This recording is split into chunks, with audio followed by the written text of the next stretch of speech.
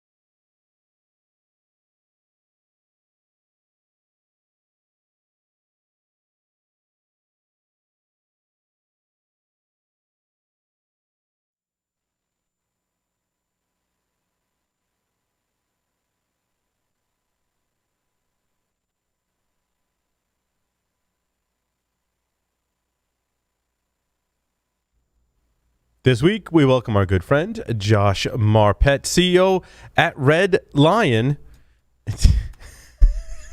I'm serious. It's not working. I think this, the the batteries are blooper's reel? dead. I think the batteries are dead.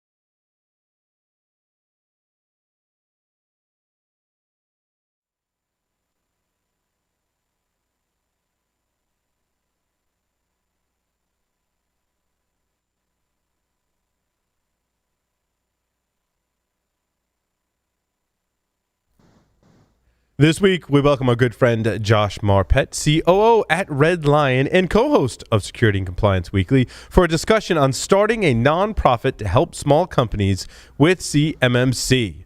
Bill DeLisi from GOFBA joins us next for an interview to talk about GOFBA and National Safer Internet Day. In the security news, security in a complex world, Huawei's Harmony OS embodies fake it till you make it. How or about hackers infiltrating the world of online gaming. Sloppy patches breed zero-day exploits. Dutch researcher hacks prepaid vending machines. When was the last time you said, hey, that web app on that IoT device was really secure? Testing Amber Alert accidentally sent out a warning of Chucky from the Child's Play horror movie, major vulnerabilities in the Realtek RTL 8195A Wi-Fi module, Linux malware stealing credentials from supercomputers, and from Microsoft, how not to run Docker in Azure Functions. All that and more on this episode of Paul's Security Weekly. This is Security Weekly, for security professionals, by security professionals. Broadcasting live from G-Unit Studios in Rhode Island, it's the show where exploits run wild, packets aren't the only things getting sniffed, and the cocktails flow steady. It's Paul's Security Weekly. FlexTrack is the platform that helps cybersecurity practitioners get the daily work done. Red teams can create reports in half the time and track risk to resolution with the blue team. Teams can centralize remediation efforts across all scans, assessments, and audits. Effectively communicate risk in real time through simple visualizations, scanner and ticketing integrations, and robust analytics. FlexTrack is perfect for collaboration across all teams. Visit securityweekly.com/FlexTrack to claim your free month. With the skills gap increasing, it's more important than ever to train your staff effectively and efficiently. Offensive Security provides training for your organization designed by the same minds behind Kali Linux. Here are two recent offerings from OffSec. OffSec Academy gives you the chance to earn industry-leading OSCP certification with dedicated one-on-one mentoring. You can also try Proving Grounds Enterprise, created exclusively by Offensive Security's InfoSec experts for highly realistic simulated networks. Visit securityweekly.com/offsec to learn more. Want to be more thorough while also working faster? It doesn't matter if you're on the red or blue team, an augmented reality overlay can enable you to be more thorough and faster at the same time. No glasses, no goggles. Polarity delivers this superpower as an overlay on top of your existing workflow and tools. The free Community Edition connects to the data you care about to overlay the context you need to make informed decisions. Apply for early access today at securityweekly.com/polarity. Welcome to the show. But first, let me introduce you to a man who loves to say mucho to his Spanish-speaking friends. Really means a lot to them. Mr. Paul Asadorian. Welcome, everyone, to Paul's Security Weekly. It's episode number 682, recorded on February 4th, 2021 at G-Unit Studios here in Rhode Island. My illustrious co-hosts are with me this evening, Mr. Jeff Mann. Jeff, welcome. Wish I was there, smoking a cigar, but happy to be here nonetheless. Mr. Larry Pesce is here with us. Thumbs up from Mr. Larry. You okay? You doing all right? Are you muted, Larry, or are you miming? No, I'm miming and muted. Miming, yes. Usually when you mime, you're muted. Mr. Yes. Tyler Robinson is here with us. Tyler, welcome. I found my mute button, but I may have been doing what Larry was doing because I didn't realize I was on mute either. There you go. Mr. Joff Fire is here with us. Joff, welcome. Unlike those amateurs, I am not muted. Good evening. Mr. Lee Neely, definitely with the loudest shirt on the show tonight. Yes. I'm definitely immutable. And here from Idaho, ready to go. Before we get started, do you have a specific guest or topic you'd like us to cover on one of the upcoming shows? That's right. Submit your suggestions for guests by visiting securityweekly.com/guests. Complete that form. We review those suggestions on a regular basis. And I have to say, I'll be honest, most of the submissions, I'm like, those probably should be sponsored interviews. And there's like a document for that we link to in the form. So please submit people from the community that you'd really like us to interview or maybe re-interview to bring on the show. I was attending security conferences for some time, and there was always this strange man in a strange hat with a really loud voice. And I was like, wow, that's a strange man in a strange hat with a really loud voice, like doing the Hackers for Charity auctions. And then strange man with a strange hat would come up to me and try and talk to me. It turns out he had nothing but good advice and positive things to say about the show and has become a close friend. I now present to you that strange man in the strange hat, Mr. Josh Marpet. Josh, welcome to the show. Thank you so much. And I still have the hat, although I don't wear it that much in COVID there you times. Go. That's the Josh Marpet. That's the Josh. There you go. Now I know who he is. I know, like, dude, like vividly. I'm like, I gotta introduce Josh. I'm like, really? I remember Josh standing on tables at DEF CON, ShmooCon, DerbyCon, doing the Hackers for Charity auction. I'm like, that dude looks familiar. And then legit, every time you talk to me, you'd be like, dude, you've got something with that security week thing. You keep it up, Paul Asadorian. I'm like, yes, sir. You've been doing it for how many years now? 15. So you got it right, finally. Finally. No, I mean, what he means is today. We got it. Well, there's that. We got it right when we finally got Josh to be a co-host on Security and Compliance Week. There you go. Then we made Josh a co-host, and history has been written. There you go. And it works out well. I enjoy the show, and it's a lot of fun. And I still enjoy your show as well, don't get me wrong. Although I'll be honest, since having a little one, the time to actually watch most of the shows is, let's just say, not there as much anymore. See, when they get older, when I listen to a lot of my podcasts, it's when I'm carting them back and forth to school, and what limited activities they're actually able to go to now. It's very, very rare, but I do cart them back and forth to school. And because of COVID, you have to wait in line to drop them off and pick them up at school. And so I'm sitting in the car, and I'm like, I am like so like not behind on my podcast listening anymore. Jeff, I listened to the whole Darknet Diaries episode, which was awesome. You guys should check that out. It was a great story from Marcus Carey and Jeff Mann, presented by Jack Rosider. Did a great job with that episode. I've listened to a lot of Joe Rogan. I find it entertaining, funny, and informative.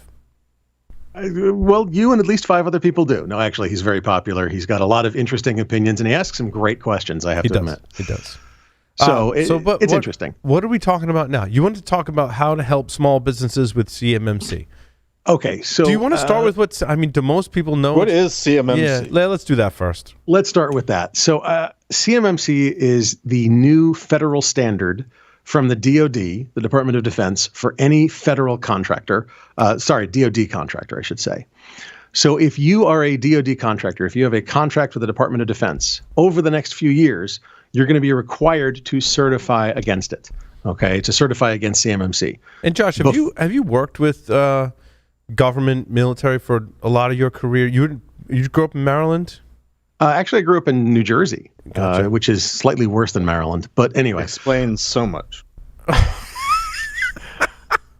And I was a cop down in Louisiana, so I've dealt with small and local government, state and local government. You were a police officer before. That's right. I was a sheriff's deputy down in Louisiana. I was a corporal in the St. Tammany Parish Sheriff's Office. And that's before you got into security? So I've been in computers since I was, 6 years old. Yeah. My father taught statistics, quantitative analysis, and computer science at St. John's. So he had me grading tests, and I would actually take the test at 6 years old, then grade the students. And he used to take me to school, and if they got bad grades, he would go, "Look, my kid got a better grade than you did." And he used me to shame his students. It was hilarious. There you go. So I've been in computers for over 40 years in certain senses. My first computer was an Apple II. And we actually hand-wired a joystick controller, so you could flip a switch, and the ribbon cable for the joystick would pop out of the chip holder, basically. That kind of thing. So it was. I've been doing this for a long time. So I really started security. You grew up in Louisiana. No, I grew up in New Jersey. I moved to Louisiana. In about 2001, 2002, after 9/11. Gotcha. I used to work in the Twin Towers, and I lost that gig and was waiting for the next gig. It was, it was fun employed, and then I was getting calls. It was time to start interviewing. Hey, there's projects here and projects there, and then 9/11 happened, and it was like, nope, there's no jobs anywhere. So my girlfriend at the time said, "There's work down in Louisiana." I said, "All right, let's go." So we went down to Louisiana, lived down there for a few years. There was no work down there. She was not exactly right, but I managed to find work. I've bounced on Bourbon Street during Super Bowl and Mardi Gras. It was interesting. Let's just leave it at that. And then you became a police officer? Is that? Then I became a cop. And I was a cop down there for about 3.5 years, 4 years. And then after Katrina, my fiance at the time, which was not the girlfriend that brought me down to Louisiana, I had them up. I had her and her 3 kids, and her parents and her grandparents at my parents in New Jersey to stay away from Louisiana after the aftermath of Katrina. I call her. I'm like, "The house is fine. Come back." She goes, screw that. She was a nurse. She's like, I'm making 4 times the amount of money you are up here. Sell the house, move up. All right, I'll come back to New Jersey. It's where I'm from. I like it. So I moved back up to New Jersey, resigned my commission, moved back up to New Jersey, and got back into computers. And I was in security very shortly thereafter. And then you live in Maryland today, is that? I live in Delaware now. You live in Delaware, okay. Wilmington, Delaware, yeah. Gotcha. So I've moved all up and down from the eastern seaboard and the mid-Atlantic area down to the southeast and back up again. And I feel like you've had a close connection to government kind of work and compliance standards and things like that. Is that true, or is that just I'm an ex-cop. I'm an ex-fireman. I did forensics work for a lot of casinos. I did video surveillance work for because a cop who knows computers, the video surveillance companies snapped me up. And I did a lot of the video surveillance work for Newark Airport, the Lower Manhattan Surveillance Initiative, New York City, some work with IBM to do some of that stuff. Casinos and prisons all across the country, Indian casinos, some Vegas casinos. So I've dealt with the Indian Gaming Commission rules. I've dealt with the Nevada Gaming Commission. I've dealt with the New Jersey Gaming Commission, and so on and so forth. The government of Louisiana. Yes, I've been working government stuff for a long time. And compliance I got into probably about, 7 years ago. And been doing that now for a while. And it's fun because, frankly, it's not nearly as commoditized as security is. So you can still pick a lot of different things to do and learn a lot of different standards and have fun with it. And people are going, what the hell are you talking about? Compliance isn't fun. And the answer is no, it's a lot of fun. You've never actually done an audit and gone in and gone, why are you doing it that way? And then they explain it to you and you're like, okay, what about this? And they're like, oh, we never thought about that. I see like a t-shirt for Security and Compliance Week, like compliance is fun. With Josh. It really is. Compliance is fun. Compliance is fun because I get to go in and ask questions and they answer them. And then I go, wow, that's no. And walk away and write a report and walk away. And we get to compliance is fun. My brain. We get to hack people right now, rather than computers. Yeah, I know most of the viewers here are going like, he's wrong. He doesn't know what he's talking about. I've done both. I worked for White Hat Security. I've been on forensics gigs and like you name it, I've done it in security and compliance, and it's a lot of fun. Honestly, all of it is fun. Security and compliance is fun. CMMC, is that fun? And you are wrong a lot, especially about PCI. Oh, no. We have discussions about PCI, Jeff. Discussions about PCI. Wrong it's not is up that for I'm interpretation, wrong. As is PCI. That's exactly correct. It's all subject to interpretation, and Jeff sometimes is correct. Actually, let me be brutally I'll leave it honest. at that. No. I got to say, I got to be brutally honest. Jeff is an incredible resource for PCI information, and I twit him for this, but I absolutely rely on him for this kind of information. So please understand, it's done out of love, Jeff.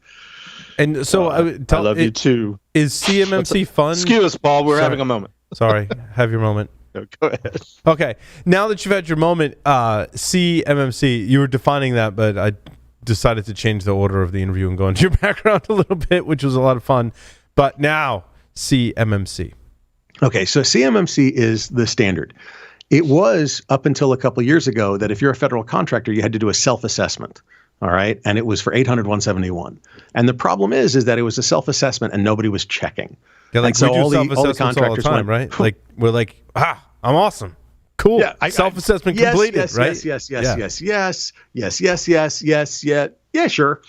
And then turn it in. And it was done. And you didn't even have to turn it in. That's the coolest part. Like nobody checked. So the government went, all right, look, we're going to put it in the contract that you really have to be compliant or we're going to take the contract away. And everybody said, so who's checking? Well, nobody's going to check. Oh, cool. No problem.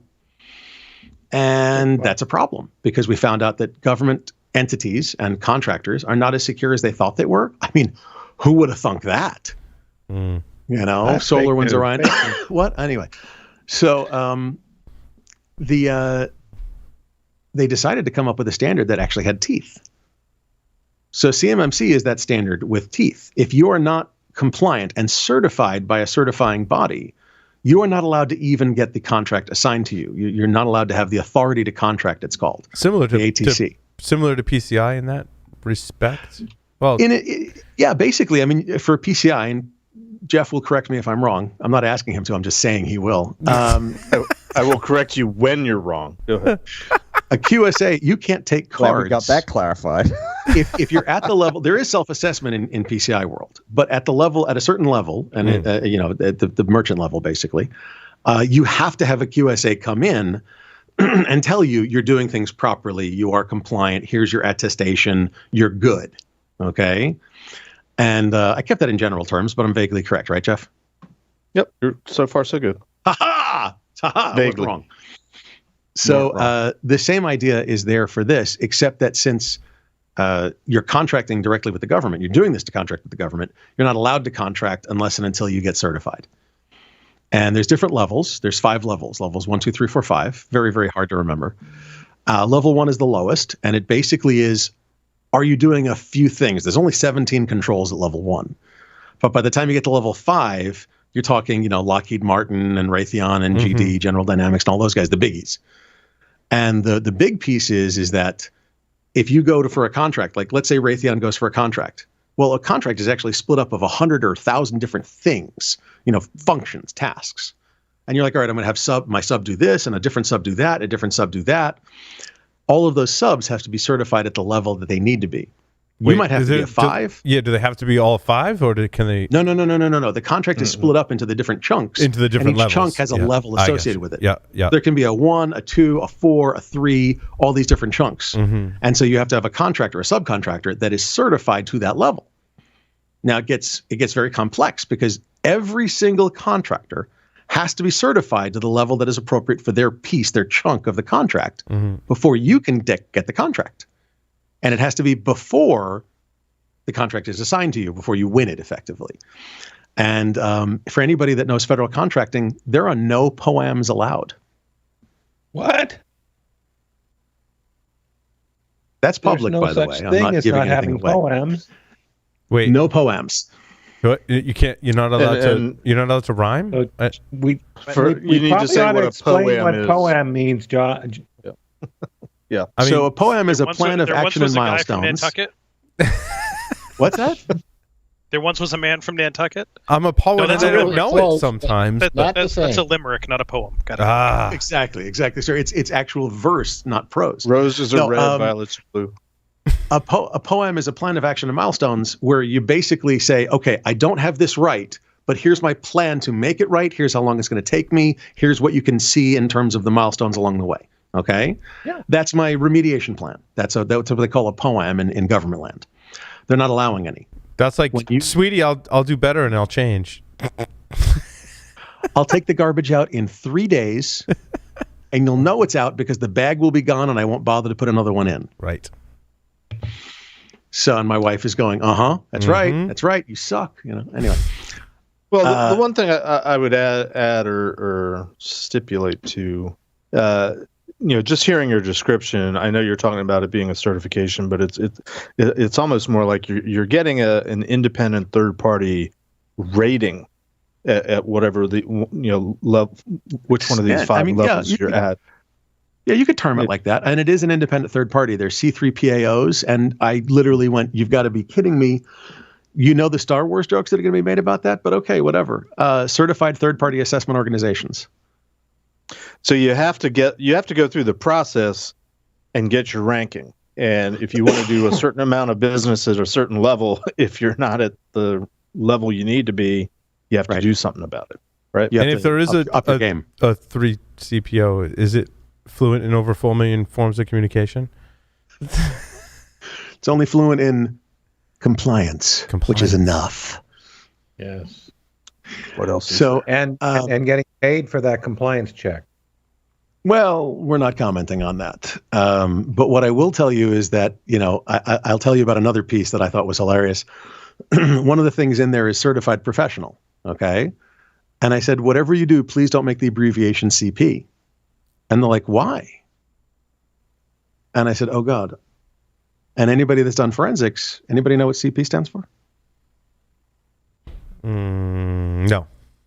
Seriously? Yes. Go ahead, Larry. It's the copy command in Unix. Child pornography. Yeah.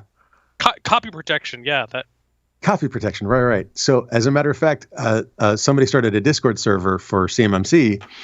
And they couldn't create a channel named CP for certified professional because it's an automatic no from Discord. Interesting. I was like, oh God. But anyway, so I've been on a working group for CMMC, and I had to sign an NDA, but I'm allowed to talk about this now. There are a lot of acronyms in this segment already, Josh. Just saying. I'm sorry. I've been explaining them, haven't I? Government, Paul. It's the government, Paul. I know. I'm trying to keep up. Trying to keep up. So I've been on a working group. We've been writing a lot of the documentation, and we realized that small companies are going to have a real problem with this. They're going to have a big issue actually becoming compliant and actually being able to do the job. And I mean, you're talking about companies like, by the way, level ones with the lowest level. This is the guy that mows the lawn, stocks the soda machine, sweeps the floor on base, that kind of thing. But they have to be certified. So, and it's like a lawn mowing company typically doesn't have the level of technical sophistication to follow many controls. Let's be clear. Okay. Mm-hmm. So I realize that there are some out there. Please don't think I'm maligning lawn mowing companies, but you get the idea. So what I said was, let's start a nonprofit. And let's do it so that we can actually provide these companies with resources to become compliant and to live in that world. Yeah, because you don't want the lawn mowing companies to be cut out. Ching. So we do dad jokes before the episode and dad jokes during the episode. Sometimes during. Okay. Sometimes during? No comment, dude. So he's here all week. Tip your waitresses. Go ahead. What's up? I said he's here all week. Tip your waitresses. There you go. Tip your waitresses. Drink heavily. It's the only way to get through it. So, Josh, is it similar to PCI in that you have to be certified as an entity to be able to conduct the audits, to put the stamp on it that says, like, yes, you're PCI compliant, or yes, you're CMMC compliant? Yes. The C3PAOs are accredited by the CMMC AB. Okay, the AB is the accreditation board. That's literally their name. And it's cmmcab.org. And you can go there and you can get all sorts of information, and you can sign up to be a C3PAO or a registered practitioner or a certified practitioner or a licensed trading partner, a licensed publishing partner. You get the idea. Gotcha. Lots of different roles there. They just signed a contract with the DoD so that they can actually, they had an MOU, a memorandum of understanding. Yes, lots more acronyms. I'm sorry. But they just signed a contract. So they actually are now legitimately the body that handles all CMMC stuff. They are the source of truth for CMMC, funneling it from the DoD, of course. And so your aim is to create a nonprofit that would be a C3PAO that could certify level 1 merchants? No. Actually, what we're doing is we're creating an environment for these companies, like the lawn mowing company, the whatever, the small level 1 merchants. We'll call them that for ease of use. That they can put their systems in. We're actually virtualizing their entire environment, and we're creating compliant environments that are not pre-certified. You can't do that, but pre-certifiable. I gotcha. And what would that be, like a billing system? I mean, because I'm thinking about the lawn care maintenance. Really, the only digital interaction you may have is the billing, right? They need email. They need a calendar. Gotcha. They need a billing system. The bigger ones might need a database access. Yeah. They might need, develop. If some of them are developing code, you've got 10-person teams out there developing code for whatever, for CNC machines, for planes, for whatever. The amount of, let me put it this way, the amount of bolts in an F-35 is unbelievable. Okay, and they all come from different suppliers. So, yeah, and some of these suppliers are tiny, little tiny machine shops or whatever. They're all level ones or. All of the parts come from the U.S. Yes. Well, they're supposed to. They recently found that they're not, but they're supposed to. What's that term? Reshore? Did I get that right? So they're supposed to reshore all the parts for all of our weapon systems back to the U.S. Right. And I think that's a good idea. Personally. And then certain weapons aren't sold. I learned this recently to other countries, like the F-22, for example, is not sold to other countries. Okay. And if it is, it's somewhat limited. It's very limited in capabilities. They kind of neuter it, basically. Are we selling crippleware? We're selling demo airplanes to other countries? Yeah. It is kind of like a demo. And I'm sure it's only select, countries. I don't know. Yeah. No, that's ITAR compliance, which is the International Trade in Arms Regulation, I think. Right. Gotcha. Yep. Yes. So more acronyms I've had to learn. It's so much fun. But I see what you're saying, though. Anyone that makes a part or does any service or manufacturing of goods for DoD, is this just DoD? Or is this CMMC right now is just DoD, although I think GSA has picked it up, General Services Administration, and put it in some contracts. Yep. And honestly, my personal belief is that it's going to go to the entire federal government very quickly, because it certifies, I mean, the effective use of it is certifying that the information that the government gives you or that you generate for the government is held securely. I mean, not a stupid idea. Right. Yeah. I grok. Yes. It's. I agree. It's good. And I think it's going to go to other countries as well, which is where I think there's a huge amount of opportunity for a lot of our friends and people in becoming, hey, I can check your CMMC compliance, not necessarily certify it, but here, let's check the security of the data. And there's how many countries in the world now? I think that a lot of them are going to pick this up. As far as I know, there's already interest in it. Crest US already signed an agreement. And so when it comes to something like email, Josh, how does CMMC define email security? So like, can I host it on Office 365 and then are just really some settings I got to put in there, or? It depends on the level. Yep. For level 1, I'd have to check the controls again. But remember, O365 goes all the way up to GCC high. Well, it goes up to what? Lee? Government Community Cloud, FIPS 199 level high. Yep. I figured I'd call on Lee. So he's been making the noises that he knows this stuff. And he does. Microsoft Office 365 is certified at a government level. Yes. To be compliant. So therefore, that carries through to CMMC, I should say. Yeah. Right. Well, I mean, it meets the standards, and it's pre-certified, so it is a natural addition to your arsenal, if you will. Right. Just like AWS has GovCloud. What's the comparative piece? Doesn't GCP and Azure have the same things? Yes. Okay. Azure has both a certified community version as well as a government cloud version. But the thing is, you have to buy that version, and 2, there's customer responsibilities you have to implement to meet the full requirements of that information protection level. And you have to get an ATO from an authorizing official to back it up. So It's not, you don't just write a contract and get it free. But it sure raises the bar.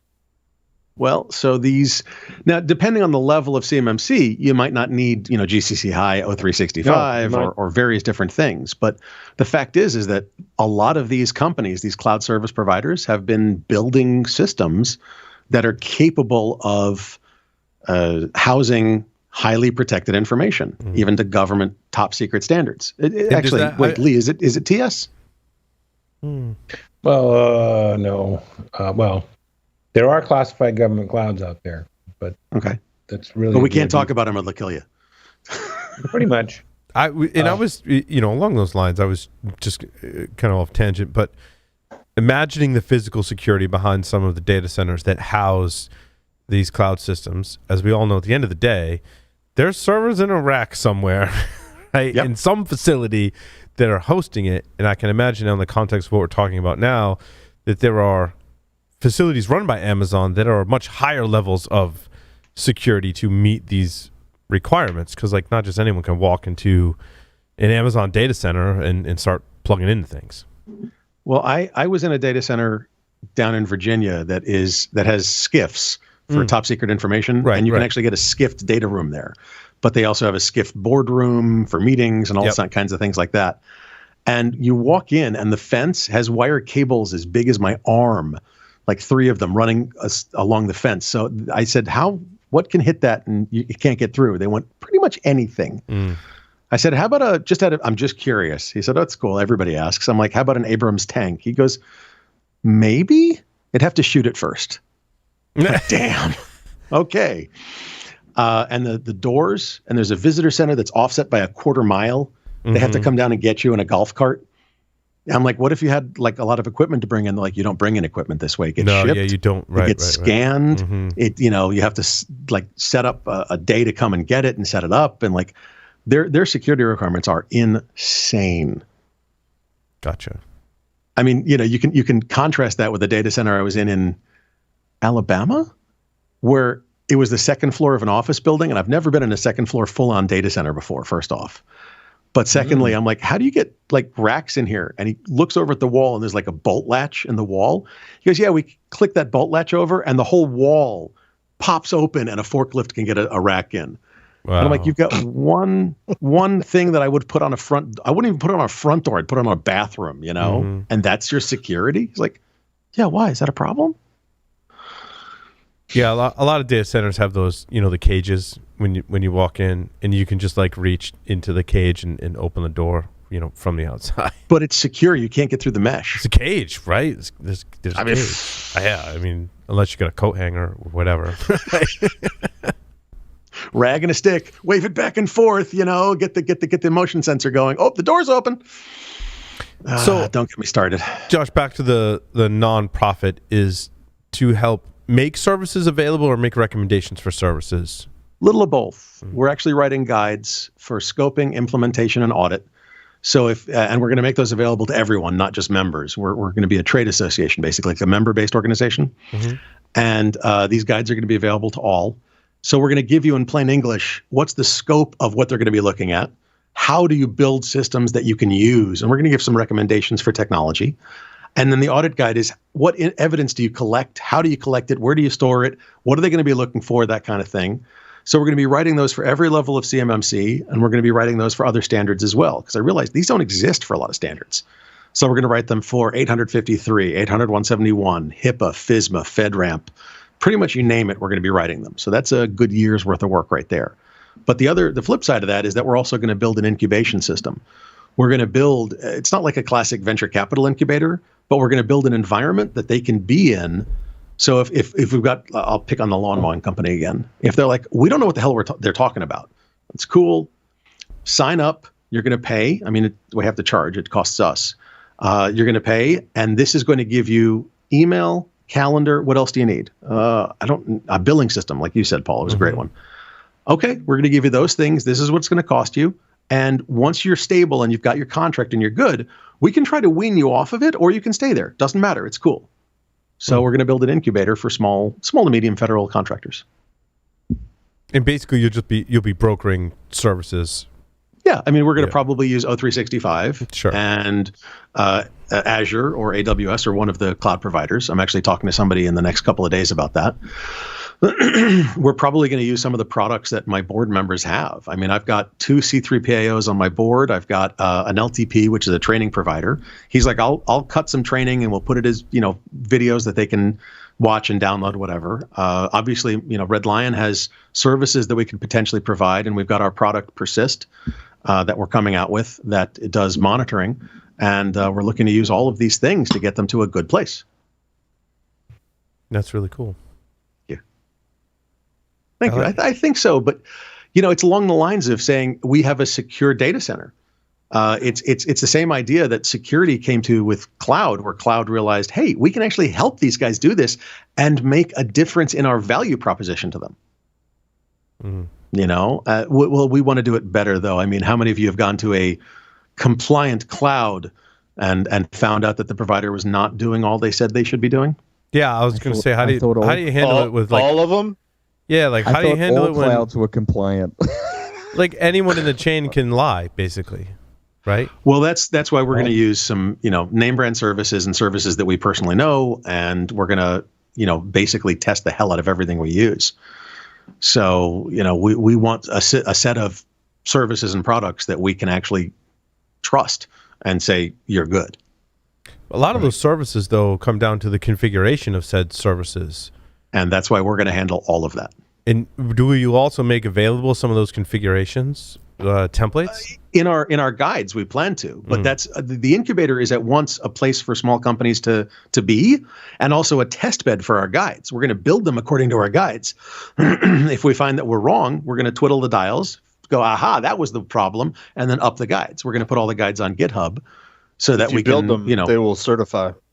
Well, that's what we're hoping for. I mean, and let me ask a question. You guys have dealt with compliance along with security for everything from, PCI I don't know who does PCI around here, though. I'm not sure. But, you know, and all the different standards, SOC 2. You know, Joff is old enough. He probably did SAS 70. Joff and I probably did FERPA.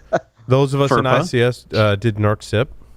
Okay. So, I mean, guides, I'm honestly asking for feedback. Guides like that, when I'm talking about scoping, implementation, and audit, do they make sense and are they interesting to you?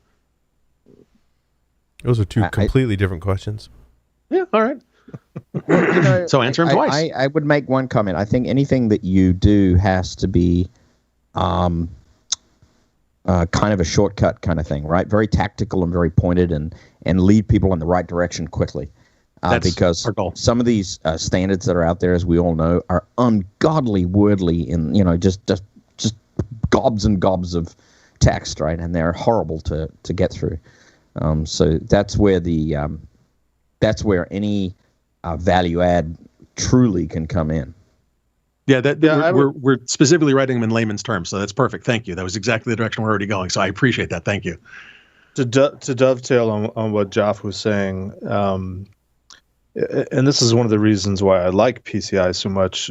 In my experience, all the different other standards and compliance regulations that are out there, you know, especially the NIST 853, 800 whatevers.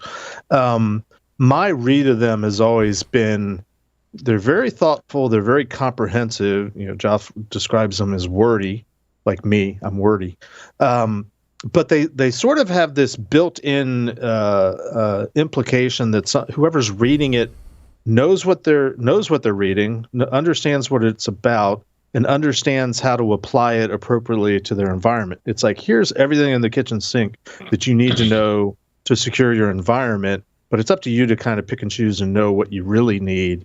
Whereas PCI, for all its shortcomings, and there are shortcomings to it, it's at least it's specific. You've got a particular type of data. You need to protect it here, and here, and this is how.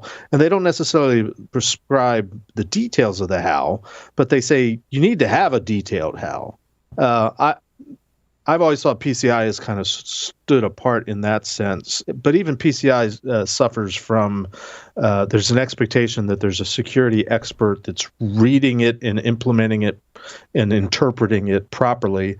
In PCI, that's the QSA, and unfortunately, QSAs don't always have to get involved, especially as you were saying early on, if you're a smaller entity that's allowed to self-assess. Right. So you've got the problem of, you know, is self-assessment valid? And how many times, I mean, Jeff, I'm honestly curious, how many times have you gone to a company, a merchant that said, oh, we self-assessed up until this year, we just grew, and you went over their stuff as a QSA and went, what the hell were you what were you smoking when you self-assessed, and can I get some?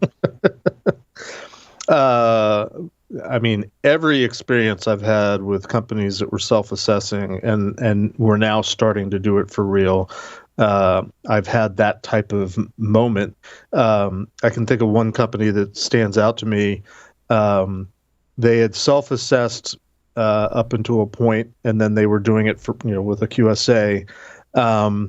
And there was like a whole section that they had said that they were compliant. And when I talked to them, they didn't actually understand what it meant. You know, they thought, you know, and I was getting them to, you know, describe what they were doing, and their definition and interpretation of what it was completely out in left field. And I'm like, okay, well, that's great, but this is what this means. And they're like, oh yeah, we don't do that. So it's that type of thing. Yeah. It's interesting. You know, I'm just getting asked, Dimitri, who's awesome, by the way. We've had Dimitri on our show, Jeff, Security and Compliance Weekly. But he asked, is there a risk matrix that defines something like you have X and Y, then you're level 1? If you had Z, that bumps you to level 2? And the answer is no. The DoD, in this case, because they're the issuing authority for this first batch of contracts, the DoD says this chunk of this contract is a level 3. That's it. You've got to be a level 3 to be on the listed for that chunk. And it's basically based around the information.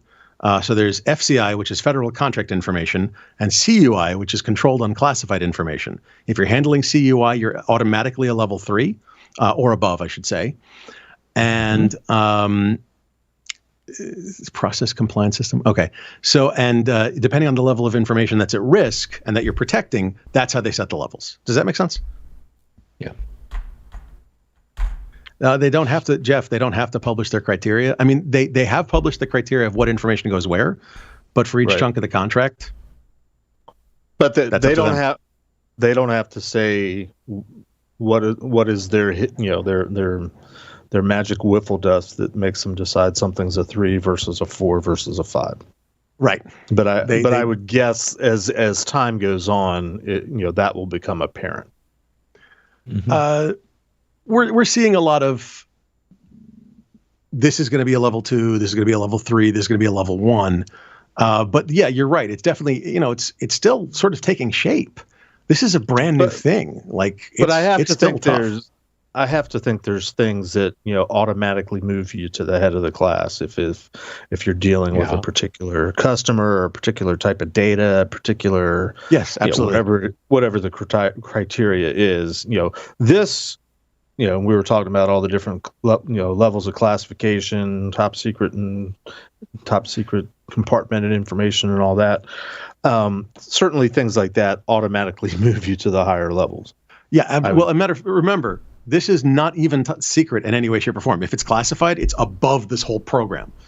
Okay, this is just for controlled unclassified. And the old story about that is, if to explain what that means, it's the old sensitive but unclassified. Like if Electric Boats gets a contract to build a new submarine in Norfolk, Virginia, I believe, and there's a big story. They got a new contract. Jobs are going to be everywhere in Norfolk, Virginia. And then you see another news story that says big load of titanium bought by a company in Norfolk. You're like, wonder what that sub's going to be made out of. So you should take both of those pieces of information and make them, at least one of them should be controlled. Not necessarily classified, but controlled. That's what this whole program is about, controlled unclassified. I had forgotten that little wrinkle, and that certainly, it makes it more complicated for the uninitiated. It's weird. Good luck with that. Well, there's hundreds of thousands of small federal contractors. We're just trying to help them out. Is there a level where you have to get a pen test from a third party, similar to PCI's 11.3? Well. I know one PCI, and he's had to say it like every week for the last month. Every time we talk about PCI, I have to bring it up. I got to go with what I know, Jeff. So it's a start. Well done, sir. Well done. There is a level at which the security of your data includes pen tests. You can actually find those. You can actually download the documents and the assessment guides for levels 1 and 3 right now. I believe 3 is up there. It's at the good Lord, I actually know this. acq.ousd.mil.gov/cmmc/draft.html. Can you tell I go to it way too much? Yeah. .mil used to be a domain unto itself. Now it's a subdomain? I believe it's .mil.gov, but I'll double check. Now you made me nervous. If I got it wrong. Yeah. .mil was a top level. I'm sorry. .mil is a top level. It's just ACQ. Here, I'll throw it in the. I can share my screen, or you can let me say. Are you correcting acq.osd.mil/cmmc/draft.html. There it is. Throw it in Discord. How's that? That's it. Okay. You were wrong. I corrected. I knew it was a .mil. There's the .mil documents. is a TLD. For those are the public documents for there is the level 3 assessment guide. Yeah. And the model, the appendices, all the different stuff, and the glossary. So everybody complaining about the damn acronyms, they had to build a glossary for all the friggin' acronyms. Okay. Of course they did. It's only wait, let me check. It's only 38 pages long. Is there an acronym for the glossary, or do they just call it a glossary? POS. No, but they probably do have several PhDs in terminology on staff. Oh my God. It's interesting, but if you think about it, it's sort of like pen testing. How many acronyms and inside jokes and everything do we have in pen testing, and security? Josh, so many. Josh, what happens if you fail? Like, do you get an assessment and someone says like you failed, like similar to PCI, you failed your PCI audit? No, actually, they have to bring along a Zune, and they have to play the. What happened? Sorry. Specifically on an ancient Microsoft audio player? Well, of course, it's the government. Come on. That standard was written in 2007, and it won't be changed until 2052. Come on, these things last forever. I'm just kidding. If you fail, you cannot be part of a winning contract. The contract won't be awarded to you. So if you fail, your prime might be pissed with you because now they have to find another sub that can do the job that's already certified really fast. Otherwise, you can get booted out. You can get booted out mid-contract. So if something changes mid-contract, let's say there's a patch or a hack or a breach or a SolarWinds or whatever. I'm sorry, did that? Oh shit. Anyway, you can actually then you can write a poem. Okay, then I believe you can write a poem, and then you can. Yes, that's some very dry reading. Yes, you're correct, Shmooze. Sorry. Then you can actually fix things. You have time to fix things before there's like a modification or a remediation period. Couldn't think of the word. Is that an RP? No. RP? I'm sorry? Is that an RP, remediation period? No, that's a registered person. Registered professional. I gotcha. That's already an acronym. It's already an acronym. Sorry, dude. You're too late. So, no, that's already a registered professional is one of the certifications they have, or no, it's not certified. That's a certified professional. That's a CP. Shit. I'm not even going there, man. Anyway, but you can basically write a plan of action and go, yes, and go and fix it. We did this bad thing, or we found this bad thing that we didn't do, and we're gonna go fix that. And and if you get sorry, Paul, are you there? Well, they have to have some kind of leeway because there's not a business in existence that doesn't have a vulnerability that it currently is not remediated. Just let's put that out there, right? Right. Well, it's a question that I've raised. I'm going to see what happens there. Let's put it that way. I agree with you, Paul, but especially in today's COVID times, we don't want to kill the entire supply chain, especially for something as important as the DoD is to the U.S. We don't want to, make the supply chain hurt even more. I saw on the news yesterday. There's like ships circling off the coast of California due to restrictions in California on the loading docks. They can't receive those shipments, and they specifically called out electronics. In which case, I flipped out because I've been waiting for the new AMD 3rd gen processors and RTX 30 series cards for months now, and I still can't get one. Why don't you ask? I'll just send you one. I'm just kidding. I'll take two. In that case. Well, my question was going to be from the beginning. Is there a concept of remediation, path to success, roadmap? You missed it by that much, but Nope. we'll give you a week or a month to get over the top. I was envisioning when you said that, Jeff, the guy with the fishing pole with a dollar bill going, "Oh, almost got it that time." or if you fail, how long do you have to wait before you can try again? These are good questions. The assessment standard operating procedures are being built for that exact thing. I don't believe. Is that the SOP? That's the SOP, right? That's the SOP. That's exactly correct. I don't know if they have a thing where they go, all right, you screwed up, but there's something you should be able to fix in 10 minutes. I'll go to lunch. I'll come back. I don't think any assessor would have a problem with that. But in terms of something that might take a long time, I don't know. My gut says I'm sorry. It's fairly common in the PCI world. You go in as an assessor, a QSA, and you go through your first pass, and if you find issues, there's generally a certain amount of time before you're going to write the report, because the goal is to give them a report of compliance. Right. So the companies work on an anniversary date because you have to renew these things annually. So the trick is you start early enough that when the assessors come in and find issues, you have time to fix them so everything can be blessed before the report is published. Do you see that sort of scenario I would playing out honestly, here? I would think that should be in there. There is some intimation of that in some of the docs, and I can't talk about some of them. I'm sorry, I'm under NDA. But my gut says that they should have a way to do that. Now remember, it's only every 3 years, so you only have to do this every 3 years. All right, but you have to keep it up during, because part of it is the evidence for the previous some amount of time. So it's not like you can do it and then, all right, screw it, we're done. Let's go. We'll do whatever, the firewall. Who needs a firewall? So PCI loves to get, or people love to bash PCI because it's a point in time assessment. It's an annual thing. 3 years, and that's not gonna fall into this whole mindset of, okay, we have to get to that point. Okay, we can go back to what we're doing. Nobody's going to look around for 3 years. It's true. It's going to happen. But what I think is that the problem is that any contractor is probably on more than one contract. So if you're getting close to your 3-year anniversary where you're supposed to re-up, right? Recertify. I would think that they're going to be like, you really need to get re-upped early so you can do your new contract. And you're also going to see a lot of, well, what is mature? Because this is about maturity. It's the cybersecurity maturity model certification. Don't ask this bunch what maturity is. What's that? Don't ask this bunch what maturity is.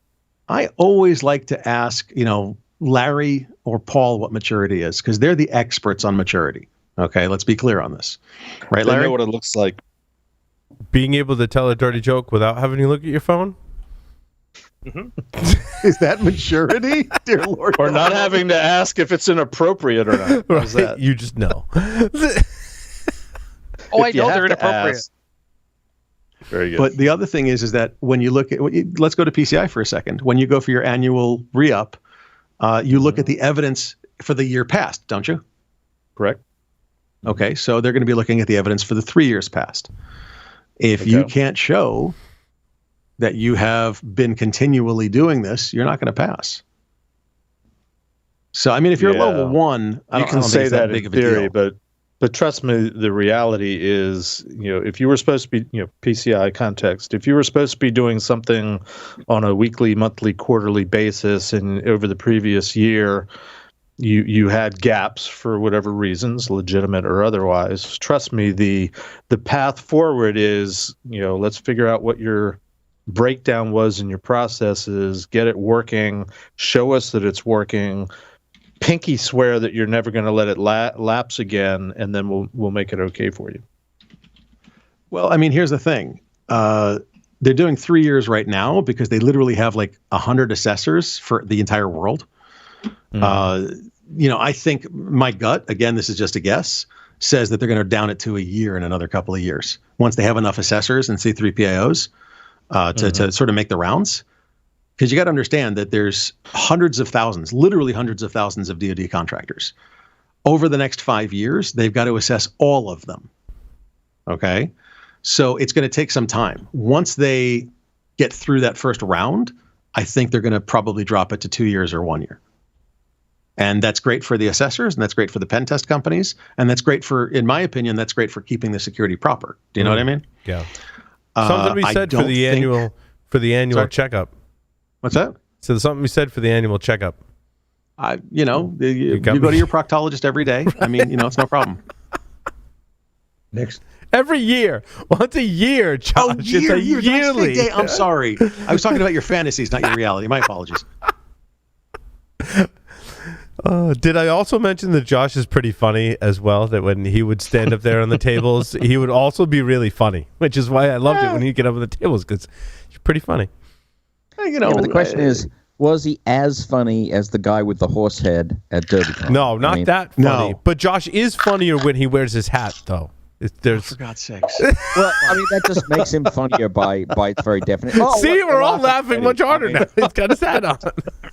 I mean, if he's not wearing the hat, he's just Scott Lyons. Come on. Whoa.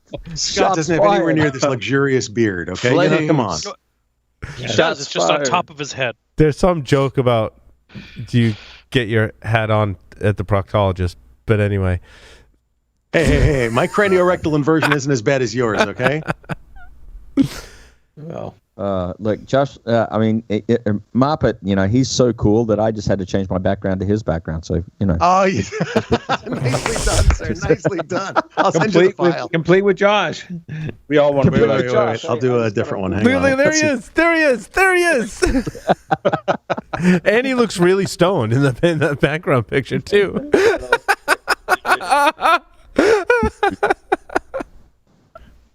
Oh, Hey. baby. Oh, Is this the first time we've interviewed Josh? I know he's been. Part of No, panels Josh has and been interviewed on the show before. Okay, Yes. so no need to ask him what's left of our 5 questions. No, there isn't. It looks like in that background that Joff had, though, you were on Joe Rogan and not this show. I was musking it, baby, musking it. Oh, boy. Well, So I didn't mean to Josh, interrupt your normal role. I apologize. Oh, God. So where should people go to learn more, Josh, about this project? Have you guys Well, we haven't formalized even got our website up yet. I mean, this is incredibly preliminary. Our nonprofit is RM for risk management-isao.org. I'll throw it in there in the Discord. fitting that your nonprofit should also have an acronym? Well, okay. Do you want to type out risk management, information sharing, and analytics organization? No, I agree. That should definitely have an acronym. .org. What Josh was organization thinking was FU, Paul. That's right. Yes, that is one acronym. Fornication with unlawful carnal knowledge. Fiscal instability. Wait, is that a word? That's not a word. Never mind. You just made it up. Congratulations, sir. You're a word mama. Oh, Cromulent of you. Very cromulent of you. I swear to God, Strong Bad's going to be coming on next as your next guest. Anyway, we just have way too much fun. Hey, so when Josh and other do hosts we- come on, yeah. Hey, Paul, I'm just wondering, do we need to ask Josh the 5 questions? I mean, Sure, have go we ever ahead. done that? You know what? Let's just do that. Let's do it. that. Josh, do you know what the 5 questions are? I did, but I don't anymore. Go for it. 3 words to Neither- describe neither do yourself. 3 words to describe myself. You're stalling. That's The more than beheaded, 3 words. in bearded the stall. curmudgeon. Yeah. If you were a serial killer, what would be your weapon of choice? Serial killer. What would be my weapon of choice? A spoon. If you wrote a book about yourself, what would the title be? In spite of himself. In the popular game of Ask Grabby Grabby, do you prefer to go first or second? Am I playing with you? Maybe. Then second. I thought we'd retired that question. Oh, but we brought it back just for Josh. Okay, fair enough. It's a special occasion. We only break it out on special occasions, just, like the good China. Like Thanksgiving, Paul. Like right? Thanksgiving, too. Josh, choose 2 celebrities to be your parents. Alive, dead, fictional or otherwise. Alive, dead, fictional, or otherwise. Damn. Hilda and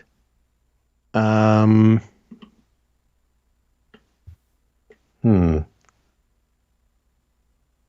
know what? Screw it. Hilda and Lazarus Long. Wow. Oh, Wow. That got us thinking on that. Got us Googling. long-lived Everyone's like, parrot. Everybody's Googling. Who are these people? Number of the Beast would be the name of the book that Hilda's from. Yes. He loves his Heinlein. Where I grew Josh, up. thank you so much for appearing on Paul's Security Weekly again. It was wonderful having you. Hey, it is always a pleasure. I'd love to come back anytime. You're welcome to stick around as well, unless you got. I've actually got to run. I've got to go feed a small child. Yes, and that's then important. be on a board meeting for one of the conferences I'm on. Well, have fun with that, Josh. Thank you so much for appearing on the show tonight. Thank you so much Bye, for letting me on. Josh. Very much appreciate it. Take care, guys. With that, we'll take a short break. Coming up next, Bill DeLisi from GOFBA. Stick around.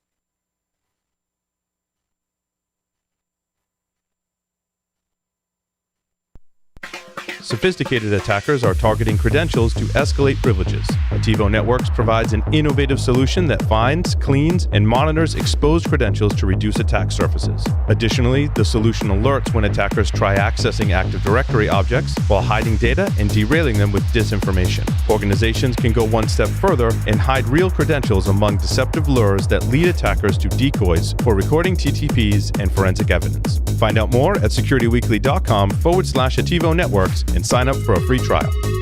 Qualys has brought together vulnerability management and patch management, letting security teams discover vulnerabilities and apply patches immediately, all within a single, unified app.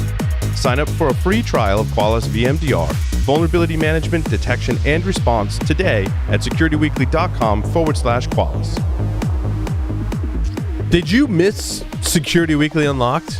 Shame on you. You shouldn't have missed it. But if you did miss it, you can access all of the great content on demand, whether you registered before the live event or not, by visiting securityweekly.com/unlocked, clicking the link to either register if you didn't register before, or to log in if you did register before.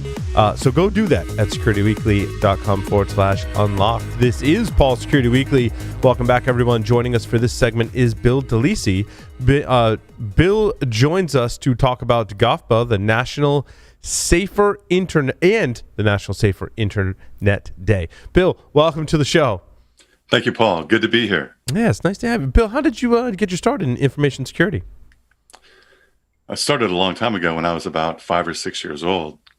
My father sold and serviced the Teletype Model 33 ASR, which was the auto send in. You remember that? It had a tape. It had an 8-hole. He does. He's old. I think he remembers. You were probably about you were probably in diapers then. But it had an 8-hole tape reader and punch, and it was huge too. It's about the size, about 6 feet wide, about 4 feet tall, and it was really loud. And it was actually like the first fax machine. So you could send information over the telephone lines with this machine, and it had this big roll of tape with a bunch of holes in it, and it would actually send information over the phone lines. And this was back in around the mid 60s. So it was pretty cool to have that back then. And after that, when my dad, he took me on sales calls, he took me on repair calls. He started doing mainframe repair and services, IBM mainframe, other mainframes. And so he took me along with him. And so I was able to see these huge servers that would fill rooms. And I remember them telling me, this has got more memory than all the other all the other mainframes combined. And which, as a little kid, I was very impressed. And so my dad taught me everything about the computer's ins and outs. He even taught me about the IBM and the 7 Dwarfs. You ever heard of that? No. What was that? You reminded me of a book I read, and I don't know if you've read it, Bill. Stephen Levy, Hackers, Heroes of the Computer Revolution. Did you read that one? Yes. Yeah, that would take you back to your childhood visiting mainframes with your dad, right? Yes, it would. Yes, it would. And so IBM and the 7 Dwarfs was Burroughs, Univac, NCR, Honeywell, General Data, and RCA, and something else I forget. But those Wang were in the. there? Excuse me? Was it Wang? Control Data, not Wang. Control Data. Control Data, not Wang. Lee is also old, just in case. Yes. No. We'll all shut up. I didn't say you were old. So I was asking about, is this time for Stogie Geeks? Oh, yeah. It's always time for a cigar. There's no time that's like awesome. the present for a cigar. Yes. I tell you, just to get off subject for a second, do you remember Andy, Cigar Man Andy? No. When you guys had him on for Stogie Geeks? Stogie Santa. Yeah. He is a good friend of mine. He's in the same forum that I'm in. He is the non-Cuban expert. I'm the Cuban expert. And so I've been smoking Cuban cigars for over 20 years. So but let's get back on track here. I was hoping we continue. Well, all right, you'll have to come on still. While I was in college, I went through the Citadel for the first year of college, and then Winthrop College after that in Rock Hill, South Carolina. And I was recruited by government intelligence.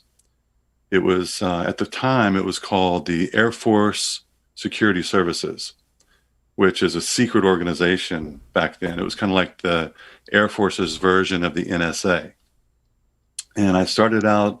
I knew you looked familiar. Yeah. So I started out as a ditty bopper. Do you know what that is?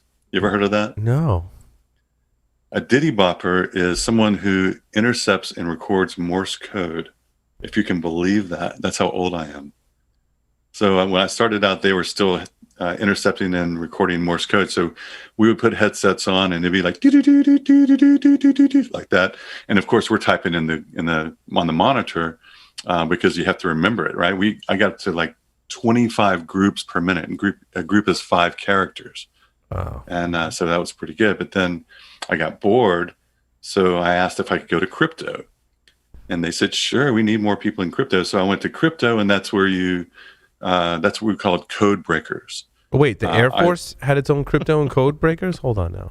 Absolutely. I thought that was no such agency. It was. We were like a NSA junior at the time. Remember, check it out. The Air Force Security Services, AFSS, is a secret organization within the Air Force. I had a top secret security clearance, which I still have to this day. And so, yeah, it was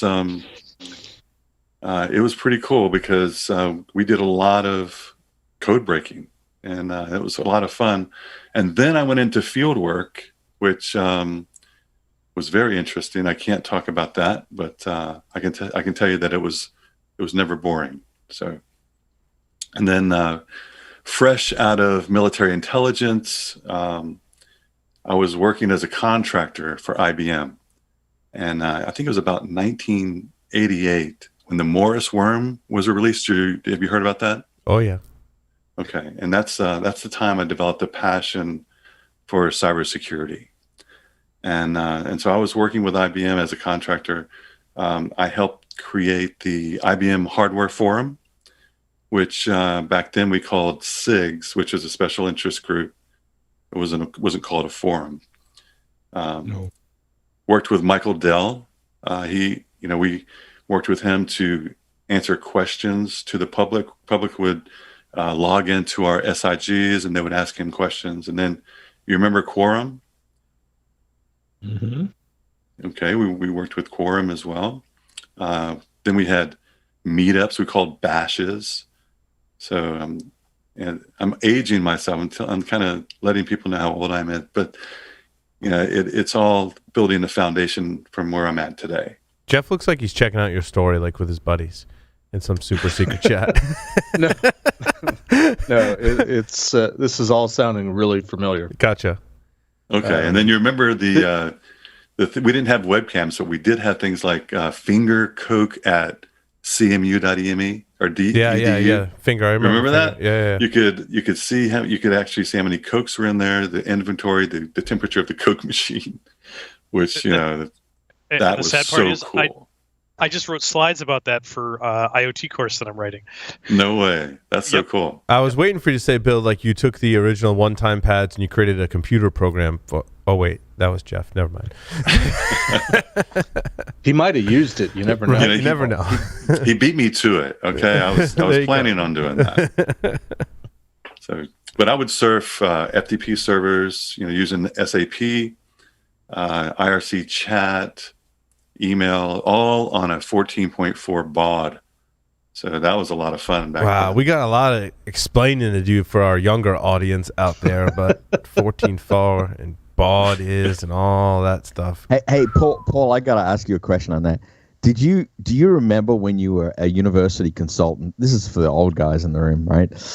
When you were a university consultant and modems were upgraded from 300 baud up to the 1275 baud modems. Do you remember that time? That was before I was at university, Jeff, but I do remember using like upgrading 14.4 to 28.8 and using a modem to go into a bank of modems at the company that I worked for and checking my email over Lotus Notes. Okay, so I just have to tell a brief story. I'm sorry to interrupt, but I will tell the story. No, please do. I was doing university work at that time, and we had faculty that were complaining. And you know what the number one reason they were complaining was? No. At 1200 baud, the screen refresh was too fast for them to read the text in real time. The email in Pine was scrolling too fast for them to read. Right. Yeah. That was it.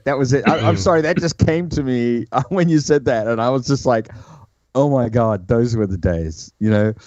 And I had faculty literally. I had the same thing with faculty that did not want to move off of DOS because it works fine in DOS. Why should I have this GUI Windows thing? I mean, it's just like it was so funny. Anyway.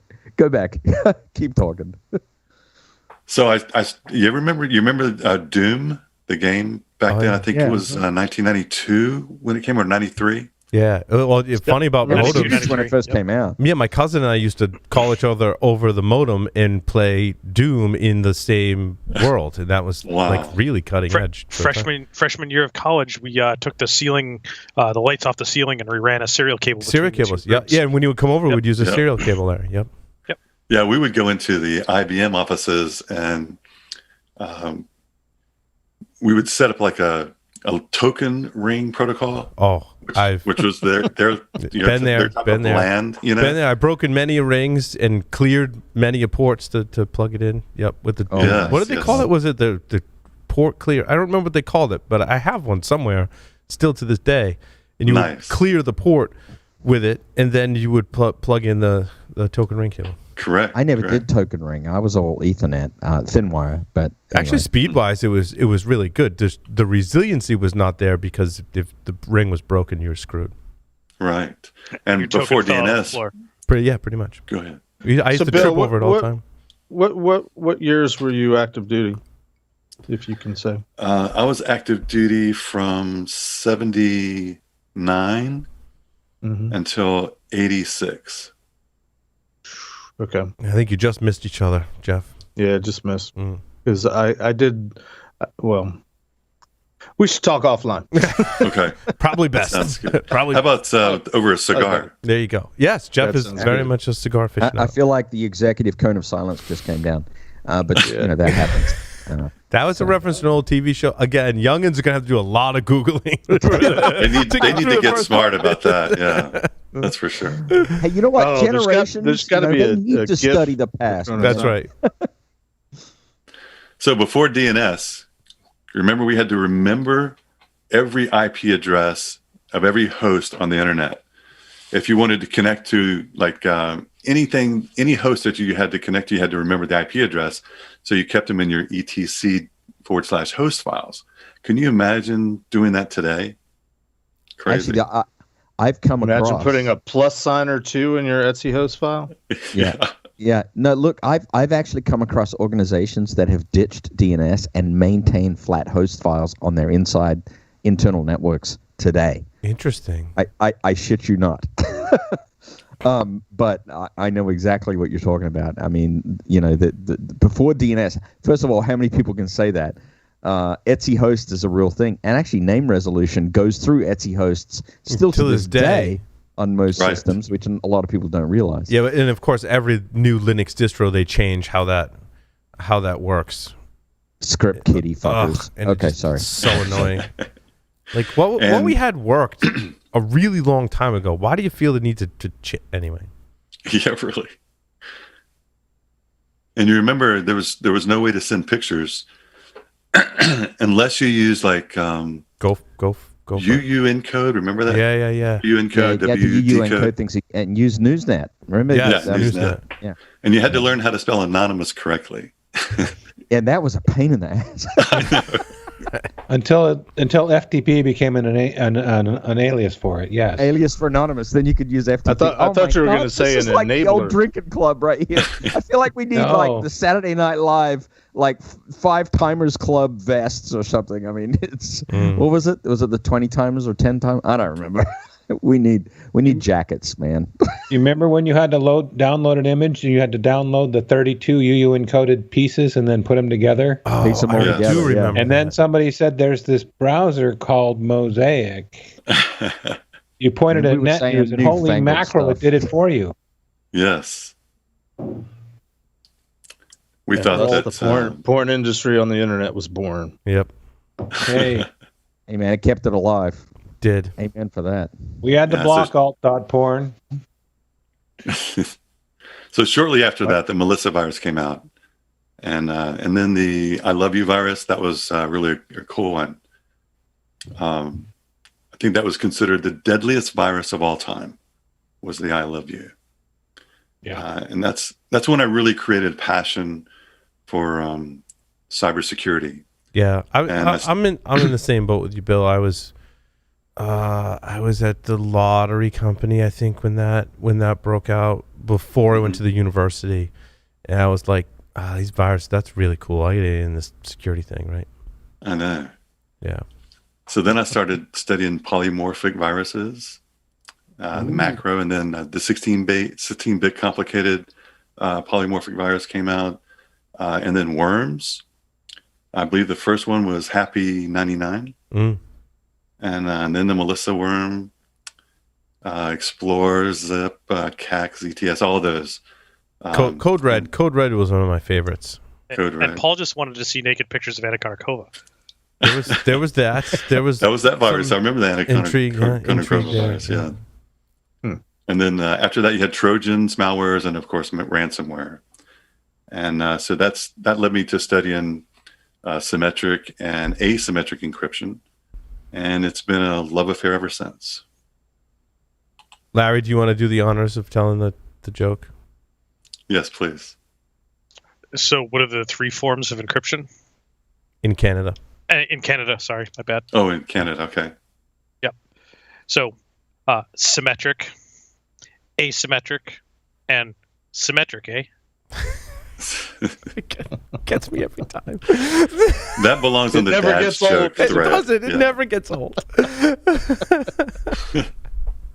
That's okay. I'm a lover of dad jokes, and so We are as well. I love corn.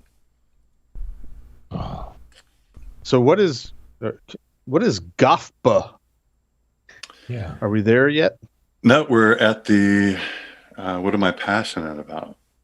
Unless Oh, you want to okay. skip that. No, definitely don't want to skip that. I didn't ask what you're passionate about, but we're having fun, so keep going, Bill. Okay. I asked how you got your start, but this is great. I'm just loving it. Keep going.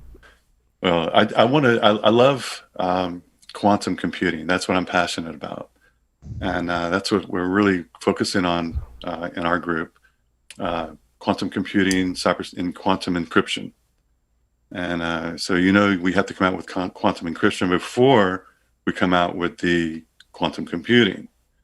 Yep. Because if you don't, there's going to be a lot of problems. And so if you can think about, I think about 2010, we had about 10 qubits on a working quantum computer. Last year, there were 80. And Was that the one in China? Didn't China claim they had? they claimed it, but they didn't. This was IBM. Gotcha. They had 80. And then China's they're claiming they have a 100 qubit quantum computer. So if that was true, they could hack into anything within a matter of seconds. Is that application specific? Like you can build it for a certain purpose, though, right? Right. You can build it you have to build it for a specific purpose. It's very myopic. But if you can think about this, like a 100 qubit quantum computer, theoretically, will be more powerful than all the supercomputers combined in the entire planet. That's just going from 80 to 100, which is crazy. And so, our biggest problem is error correction, noise suppression, things like that. That's something that everyone has a problem with. But that is my passion, and I love it. So it's something that keeps me going. And where do we stand today with quantum computing, Bill? Is it how worried should we be that someone could build such a computer that could break any? So how close were the movie Sneakers? Wasn't that the premise of Sneakers? Yeah, I would say, it could be tomorrow. Sort of. Could be 5 years from now. Could be 100 years from now. That's how up in the air it is. Mm-hmm. I believe it's going to be within the next 5 years. I think that IBM is getting close. China is getting close.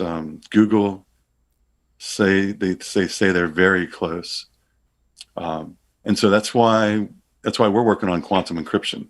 The thing with Google is once they have it, they'll just kill the project and move on to something else because that's what they do. That's true. That's true. They get bored very easily. So, are you familiar with quantum encryption? Yeah, we've done some segments on it. Yeah. Okay. Yep. Okay, that's another passion of mine. And then quantum cryptography, generating and distributing the key, not to move data, but just to encrypt and decrypt in the encryption algorithm. So that's a passion of mine. We're working on that, and so it's something that we're going to make sure that we're one of the first ones at it. And so is it like a think tank that you're part of, Bill, or? No, it's our company. Gotcha. Yeah. And so you're building quantum computers to do quantum cryptography? That's correct. Yes. And forgive my ignorance, is this specialized hardware and specialized software? Like what if I were to set out and say I want to build a quantum computer and the goal is to do some kind of quantum cryptography, what would I need to do?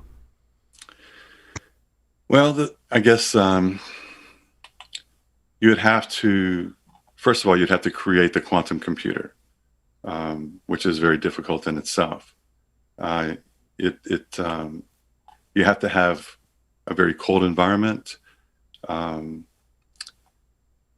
have to work with supposition and entanglement, which are two features of quantum physics. You have to understand the basics of quantum physics to be able to handle the software loads. I guess you pretty much have to just start from ground zero and work your way up from there. But it's something that anybody can do on a lower level, like maybe a 10 qubit or 15 qubit system. Is this like I'm going to like Newegg and buying a new AMD processor and I'm going to turn it into a quantum computer, or like what do I gotta? Can I go to Best Buy and buy the stuff, or? No. You have to go to specialty stores to get to get the equipment. Gotcha. Hey, can I ask a question on that? Please do. Yes. So, God, that background of mine is horrible. Is the approach with quantum-based cryptography similar to the approach that we used to? So if you look at the AES algorithm, for example, right, it's a symmetric key cryptography algorithm. It's block-based, et cetera, et cetera. It's got, S boxes. It's got various XORs in it and rounds and all the stuff that makes up AES. So in the world of quantum, is that same concept of symmetric cryptography and the same kind of design brought over there, or is it actually fundamentally different? Fundamentally different. When you start working with the quantum circuit modes and the Turing machine, the adiabatic quantum computer becomes like a one-way quantum computer, and then you have cellular automata. That's the most widely used circuit is the cellular automata. Okay. And then of course, there's several different models. The easiest one is the quantum circuit model, and that you can go online and get equipment for that. Interesting. I've got a whole another 20 years of study in front of me now. That's fantastic. Right. Yeah. That's cool. I mean, I was always sort of passingly interested, but I think we're going to, with what you're saying and what everybody else is predicting as well, when it becomes a real entity, within the next few years, and we see an associated breakdown in traditional cryptography as we know it, we're going to have to get really interested really quickly. And then once it gets to the next level, we'll see Star Wars type of stuff. We'll see sentient beings, and we'll cure cancer, and it's just a lot of cool applications that are going to be available. One thing that gets me about Star Wars is they never addressed the lack of gravity in space. They addressed that shit in Star Trek, but like in Star Wars, never talked about. I don't see that in any Star Wars works where they address the anti-gravity. And they address it in The Expanse too. So right. They definitely address it. It's a part of the plot in The Expanse, right? Can quantum computers help us with that? Not the Star Wars problem. Yeah. They can help you with anything except for brushing your teeth or taking a shower. But I could have a robot that would help me with that, right? Well, the massage, the robot can help you with a massage, that's for sure. Or light your cigar. There you go. I think I got that covered, though. I don't know. So working in this company, Bill, it says you're doing other things for Internet Safety Day. Tell us about that. Internet safety? Oh, you mean Internet Safety Week coming up? Yes, Internet Safety Week, yeah. Okay. Yeah, this is one of our passions as well. I have written several articles. If you go to Google and put my name in there, you'll see maybe 15 articles that I've written about this. There's certain things you can do to make sure that you're very safe. Number one, back up your data. You'd be surprised how many people don't do that. Number two, secure your devices and your network. Internet of Things are very common, but when people bring their own, don't trust it. Never trust the Internet of Things. Never trust your employees with email. Those are two things. Encrypt all your important information. Ensure that you use multi-factor authentication. Manage your passphrases. Monitor the use of equipment and systems. But I think the most important thing is to train your staff. A majority of breaches are caused by someone clicking an email. Whether it be a phishing email or spear phishing email, somebody clicked that email and gave somebody root access, and that's you guys are well aware of that. Train your staff to be safe online. You go to porn at the office, you're going to get problems. So you make sure that everything's filtered and secure, and I think that's a good start. Certainly, there's so many organizations that just don't do those basic, 4 or 5 things. Yeah, sure. And you make it sound easy, but I mean, it's really not, though. Well, we can get into sophisticated areas like network behavioral analysis, real-time protection like Background Guard, Radiant Shield. You have a forensics lab set up so you can replay attacks. Different things like that, I think, is very important as well. But I think they're a little more sophisticated for the IT people. Yeah, I think, if you're practicing good password hygiene, as it were, MFA, Joff, Larry, I think when those things don't exist, it's a night and day difference, right? When you're doing tests. That is correct. Yes. Sure. I mean, these days I'm telling a lot of clients, it's almost a de facto thing now. If you've got anything external facing and it's not MFA, then you're just asking for trouble. That is correct. Yes. That's just it.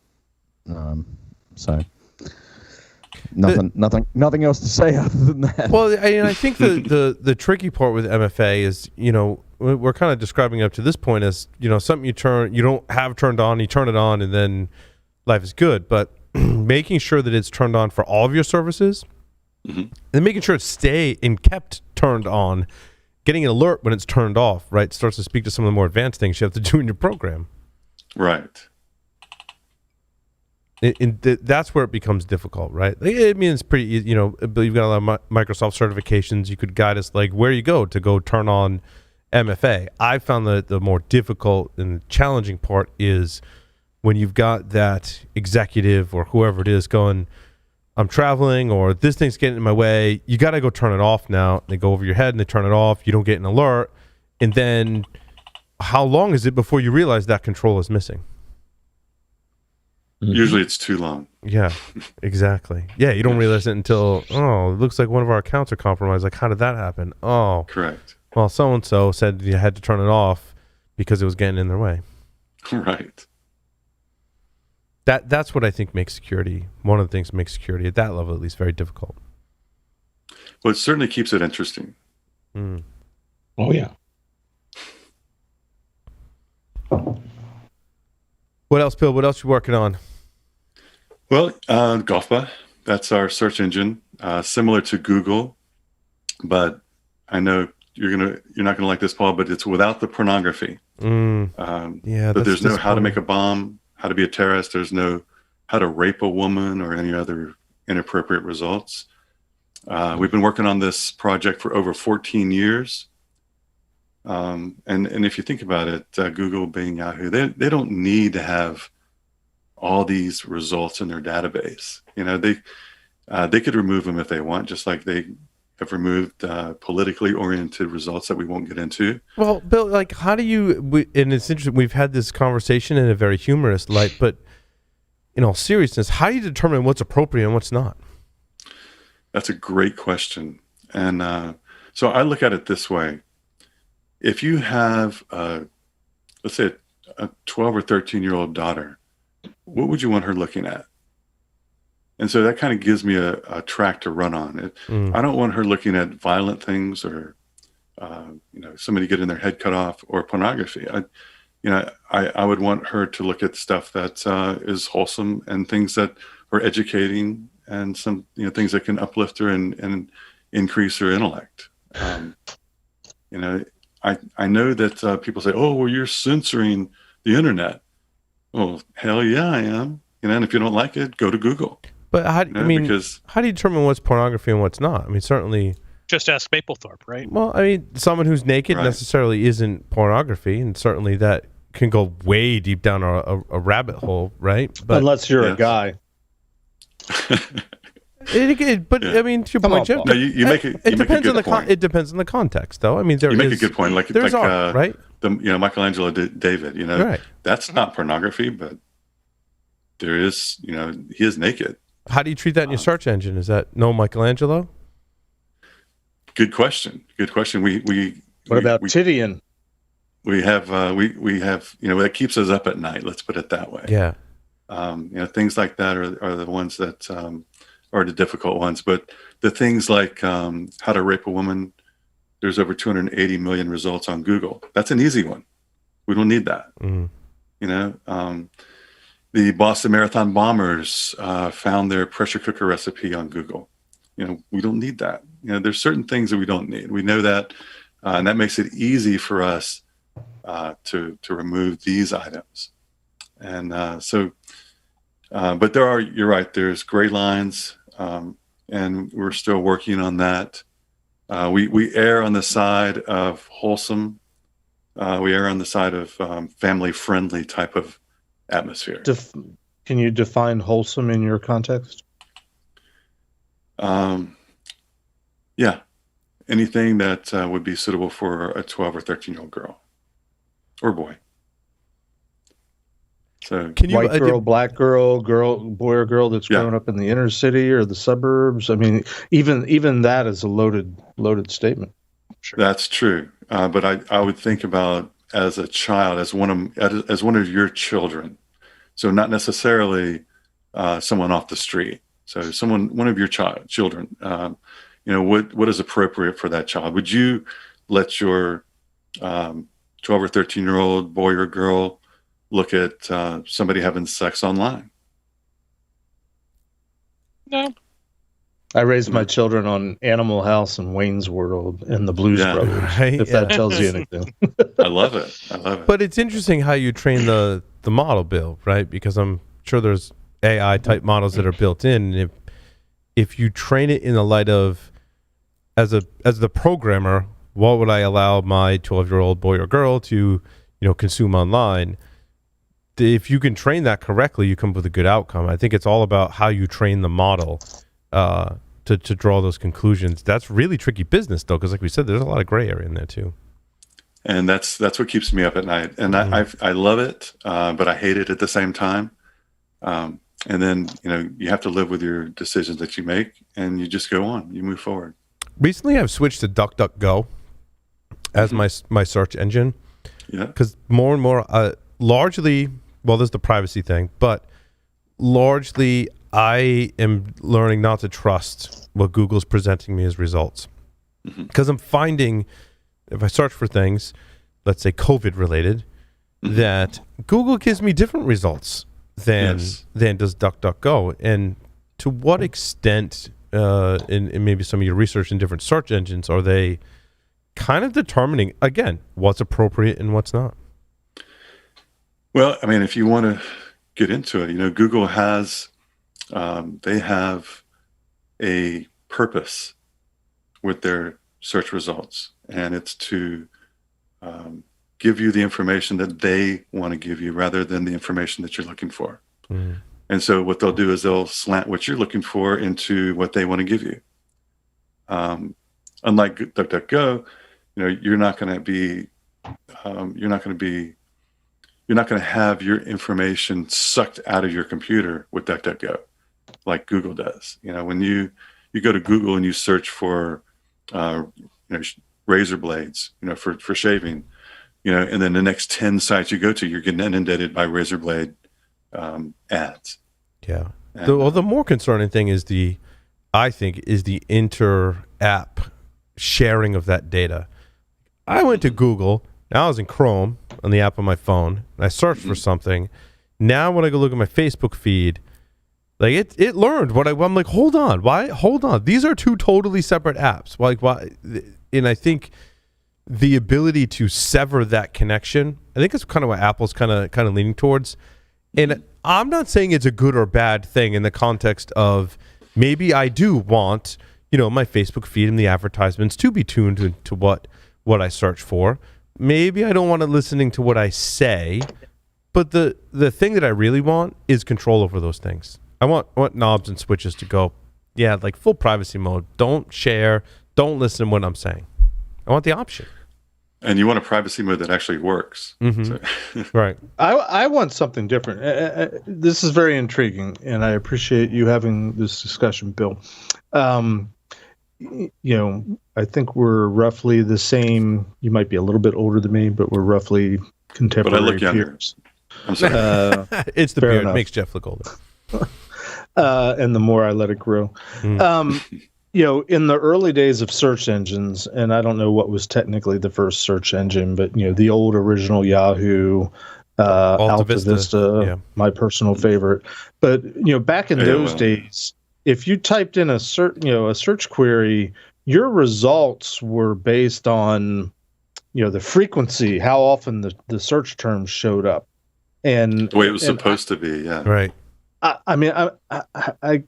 I'm interested in your perspective on this, but I would prefer a search engine that just gives me God honest results without filters, without bias, without, we think you want to do this, because you can't trust, in my opinion, any search results these days because they've got so many damn algorithms built in there trying to give you what you think you want to see, what they think you want to see, rather than just what's out there. I'm sorry, Dave. I can't show you those results. That's Seriously. A great point. And, Google has gone so far away from that that it's just difficult to use it. I think DuckDuckGo has, they're closer to it, but they get their results. You know where they get their results from, right? No, wait, is they get them from Google? Yeah, and so we're they Google. They Google. I mean, Google. It's like an infinite loop. Yes. It's And so crazy we're because we've all trying seen the to- sci-fi movies, right, where the company's so big it becomes a verb and the whole Right. thing, and they control it. It really is Google today, right? That's right. There are That's movies really good. around these topics, which is interesting. Good Well, point. and I was in my earlier my earlier queries, and I probably didn't. What I was trying to get at is I'm curious in terms of your wholesome filtering, whatever you call it. I was curious as to where you draw the line on not necessarily political issues, but current events, social event, things that are happening in the world today. Yeah, like And what so happens if I search for QAnon in your search engine? Well, I haven't done that one yet, but I want to ask you this question. I find this fascinating. You'll see my picture. Yeah. I'm at your website, and I found the little search. Type in your query, did the search, and I typed in BLM because I wanted to see what came up. And there's 19 results, but the only one that shows, there's the scroll bar. The first one that pops up is Bureau of Land Management, and I'm like, whoa, that's really interesting. And Now, so you see where we're going there. Yes, you're right. You're correct. And number 2 was BlackLivesMatter.com. But I was just curious as to, there's certain things that are happening in the world today, while not pleasant, while not nice, while the people that live in the comfortable settings, in the suburbs, in the white suburbs, are not necessarily wanting to see. It's also not a reality for a significant portion of the population in other parts of the world and in other communities. I'm not making a value judgment, because I'm sure it's a tough nut to crack and it's hard to decide where to draw the line. Was just trying to get a better feel for where and how you guys are drawing the line. We are centrist. Yes, we are centrist. If you look at GOFBA News, our whole platform is centrist. We want to be right in the center. We don't want to be really left. We don't want to be really right. But we want to be right. We want to be sure that we cover both sides honestly and truly. But how do you validate the results though? Because that's like you said, DuckDuckGo gets their results from Google. How do you fact check today? I mean, we as humans, sometimes, I'm sure many of us do too, on the panel today and listening, have a tough time.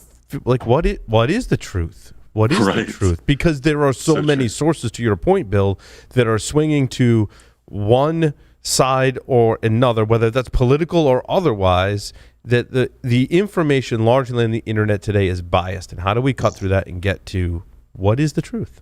The truth is out there, Paul, and I want to believe. Right. Yes. Right. Hey, can I make a quick comment? Just jump in here. Something that I don't think was said, and that is actually important to say, and I'll say it every time I get the chance to, and that's about Google. We have to remember that Google's entire mission is focused on surveillance capitalism. Their entire mission is about generating data they can sell to the highest bidder. And so that's what wasn't said earlier, and their search engine reflects that. So I just wanted to make sure to get that out there very clearly. And they used to say that they weren't evil, but now they don't say that anymore, which is also one of the reasons I switched to DuckDuckGo. They're proud of that. You can tell. Their whole agenda is centered around that. Yeah. So, Bill, how do we find the truth? Wow, that's a loaded. I mean, not to give you a softball question. How much right? time do we have? Jeez. Let me get comfortable over here, okay? Light that cigar. Yeah. Let's light this up. Spark it up. I think that's a good question for the Stogie Geek, blog or invite me to that episode, Paul. Right. Let's find the truth. Yeah. Mm-hmm.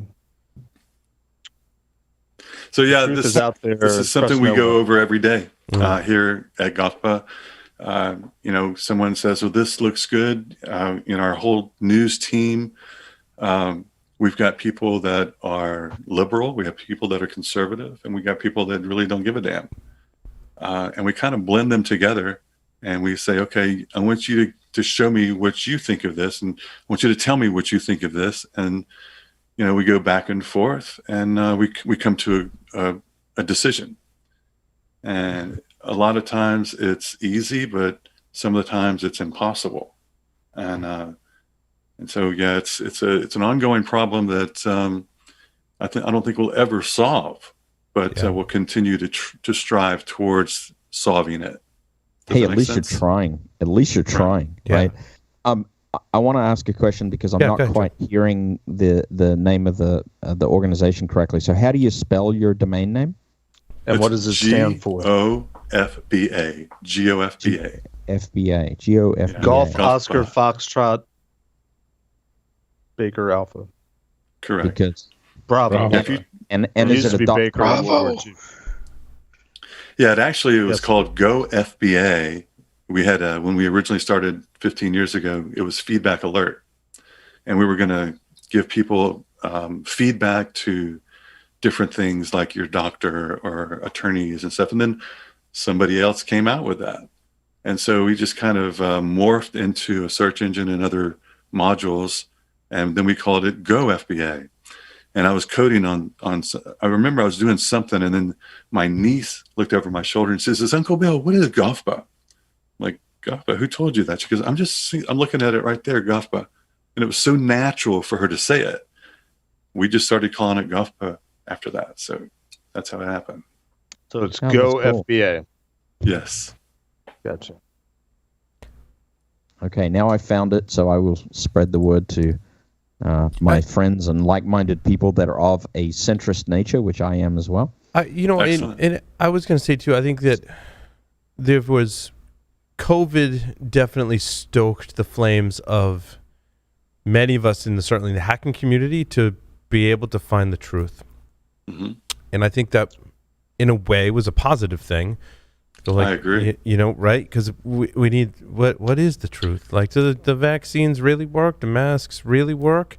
And do you really need it? Yeah. What I love about the hacking community is we're very analytical, very much take a scientific approach. I think that's kind of built into our DNA. Like, if you're in this field and you're a hacker, you're like, I need to do some research. Like, there's some bad actors, yeah. But there's the data centric kind of view also that we bring. Like, is this thing vulnerable or is it not? Can I break into this thing or can I? Like, I need to find some data points, right? And I appreciate that, and I think certainly my friends and I have done a really good job, and the conversations I've had with my friends have been very scientific, leaving out politics of what's the answer. Bringing that into the search engine is, I think, really difficult. I applaud your efforts. One of the things that I think is also really interesting is I read the Facebook feed and trying to validate what's there. Anything that comes in the form of an image, I just throw out immediately. If it's in an image and it's trying to say something, it's usually a lie, right? Correct. I don't know if there's any science to that, but I think it's I understand your reasoning. Right, but it's interesting to think about how that has influenced things like scams that directly hit us in the security community, also things like misinformation. I think it's interesting that images are the chosen format for spreading misinformation. Is there science there, right, to make it harder to analyze, or what? They're so effective, Yeah, and there is also the psychological component. Bill, I agree. Yes, I look at it this way. Hacking is moving away the dirt to get to the real data, so that you can formulate a conclusion. Mm-hmm. Just makes sense in that respect. Yeah, it's always been like like Oracle saying that we're unhackable, or anyone that comes out and says we're unhackable, like. Really? Because, what does the data say? Because the data probably doesn't. I bet you the data doesn't say that you're unhackable, so I need to research this. And usually, Dominion comes to mind, yeah. Right? 99.9% of the time, we're like, no, you're hacked, right after that, right? Right. Yeah. Those companies that deal in those type of absolutes, that just reads to me as the sentence of challenge accepted. Right. You can't do this.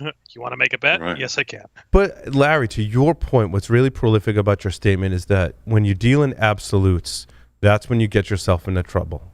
And I think it's a lot of the things with COVID and other things political, like vaccines don't work. Well, that's we know, like, it's the security vendors going, we'll stop 100% of attacks. It's okay, you're not going to stop all of them, right? You may stop some in certain situations. So, like, let's collect the data and realize, like, okay, yes, vaccines, not 100%. We get that, right? But, like, what's the data show?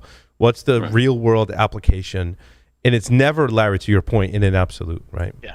And it depends on who you talk to or where you get your information from. That's the problem. You know, you're going to hear different things from different people, different organizations, and you have to formulate your own opinion at that point. Yeah. For sure. Like, vaccines don't work. Tell that to my mom who got polio, 3 weeks after the vaccine was announced that it was available, but had been developed and worked, but wasn't available to everyone. Yeah, right.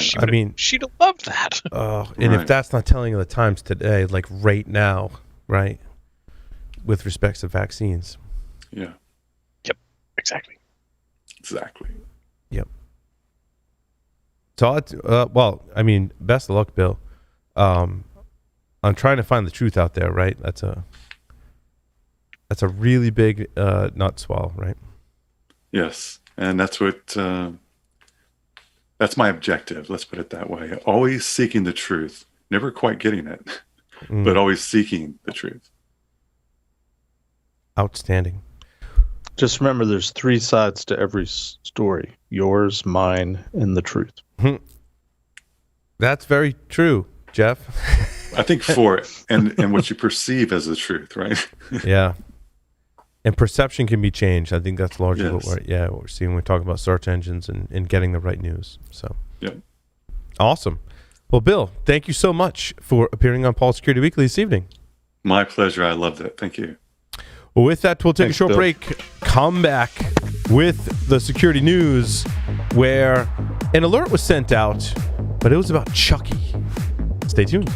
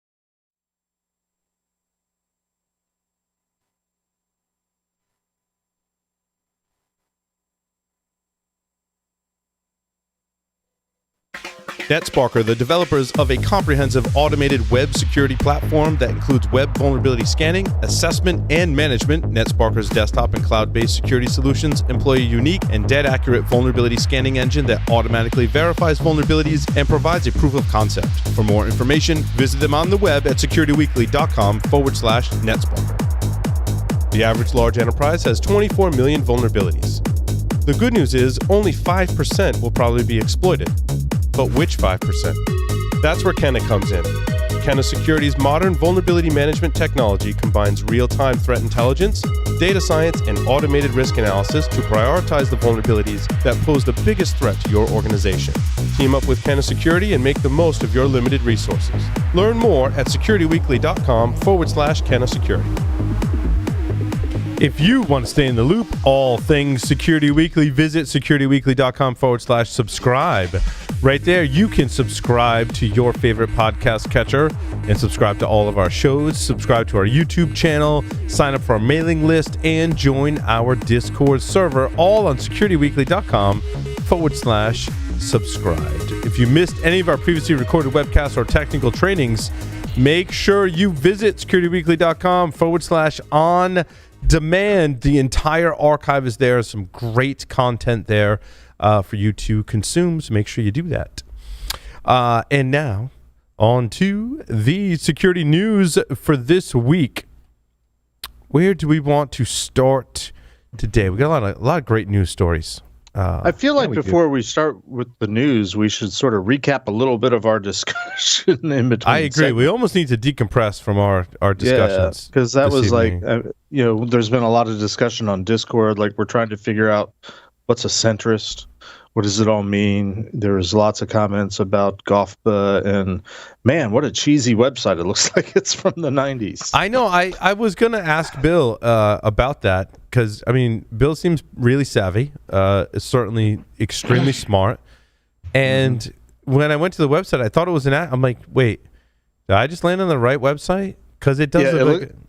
It looks like a really cheesy one you loaded mosaic that you got to from searching from Alta Vista, right? Yeah, that's right. Yeah, that's right. So, what do people think? I think just that. I think that's what it looks like. And my thought is, Jeff, that there's a reason for that. And I'd love to know. We had to bring Bill back. That was a great... maybe we'll bring him back for Stogie Geeks. Yeah, definitely. Absolutely. Agreed. I was excited to see that he had a cigar, and then he's like, "Oh, it's not lit." Yeah, he wanted to smoke it, but he didn't have permission to smoke it in the house. Very few of us do have permission to smoke in the house, which is why I come here to studio and have a separate building, much like Jeff does, to smoke cigars. Yep, exactly. Anyway, all right, enough of that. Good stuff. I want to. This one is just kind of funny. We'll start there before we start digging into some of the more technical news. But a test Amber Alert accidentally sent out a warning of Chucky from the Child's Play horror movies, of course. Now, when I dug into this article, I was like, well, I mean, catchy headline. You can't not, kind of have that headline catch your attention. So, test data sometimes for us is really funny. I think all of us, and many of us listening probably have created test data before in testing our software application scripts and what have you, and we create funny data. Now, there's actually some science behind this. Oftentimes in testing our own internal software, for podcast production, I will try and pick a theme and make sure I fill in, all the fields and have, I'll pick a Star Wars theme. So that if I'm filling out a guest record, I'm like, all right, our guest is Luke Skywalker, right? So then I can go in and fill in the bio and the title and all that stuff. And then when Luke Skywalker comes on the show, I'm like, we're going to talk about a technical segment about building your own lightsaber. So I think we've all been creative with our test data. The problem is many of us have experienced, I'm sure, your test data accidentally leaks out. Like, oops, I was testing social media tweeting. Some of you may have seen that. And a tweet went out and said, hey, check out this Paul Security Weekly episode with Luke Skywalker, right? That is, in my assessment, is exactly what happened in this case. They say that this was actually a test we were running on a dev server and it accidentally went out. But it wasn't just a tweet that went out. and I can go in and go, oh, that tweet went out, and I can delete it really quick. This was a test Amber Alert that went out, and the test data was warning that Chucky was a missing child, and it was information, that was all related to that movie. Again, it kind of goes back to you need to draw from a source to fill out test data, because if you start with like user test 1 or user test 2, the lines start to get blurry, and you don't remember, like, was that test 1 or was that test 2, and was test 1 the name, or was that the company, or what? So you tend to use real data, and that's what happened here. Do you know how many financial and or healthcare systems have a test user of Mickey Mouse? Right. Mm-hmm. Like all of them. Well, I think of a couple things here. One is when I was in high school, back right after the Civil War, yeah. You beat me to it, Jeff. Sorry, I knew what you were thinking. I want to say it doesn't matter. One of the years my yearbook came out, and the editors, which were students primarily that had put working with the first cameras that were invented. Well, yeah. I mean, there was the daguerreotypes that they were putting into the offset press to try to print the pages.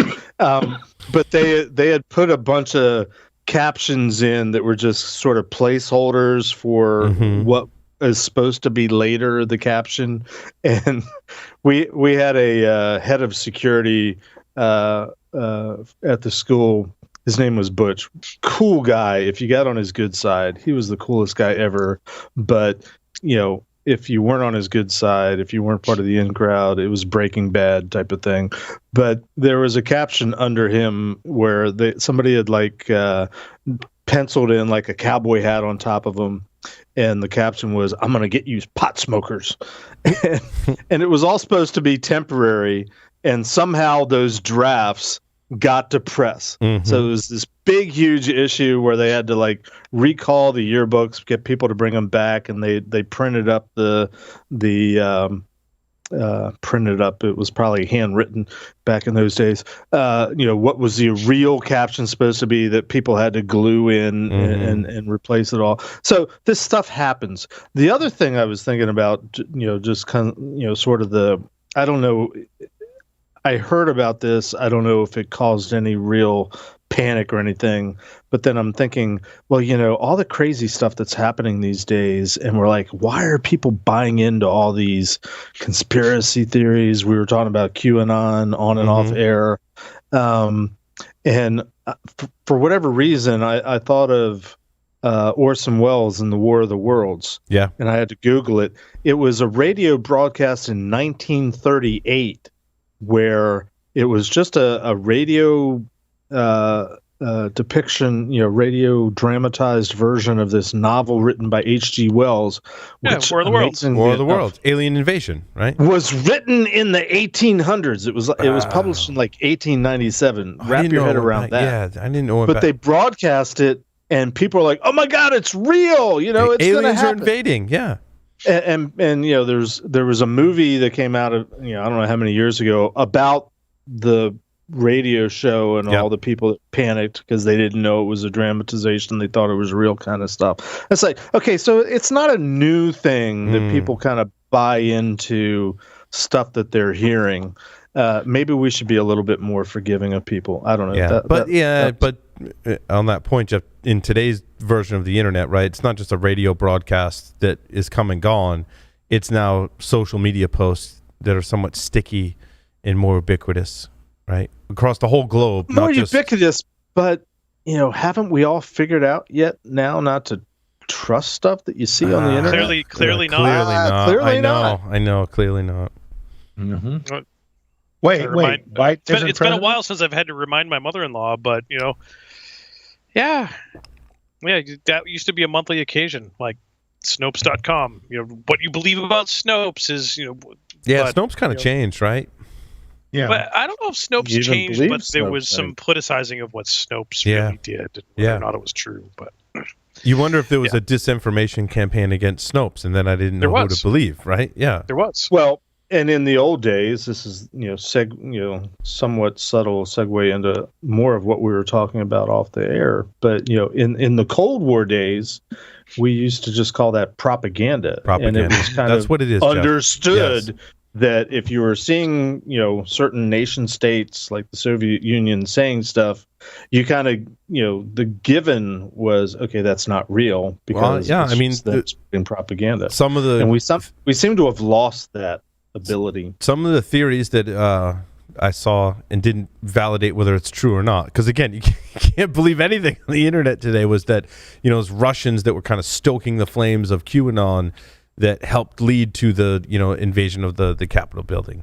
I don't know if that's true or not, right? But if you go back again, as hackers, we look at and scientists, right? We look at previous data points. And Jeff, to your point, propaganda has always been a thing that has been used by both sides to accomplish goals. So the precedent's certainly there. Whether that's true or not, I have no idea. But mandatory fun time, comrade. Mm-hmm. Larry, I want to talk about Wi-Fi vulnerabilities. Yeah. In real tech, where is it? You have a story and I have a story. They may, in fact, be the exact same story.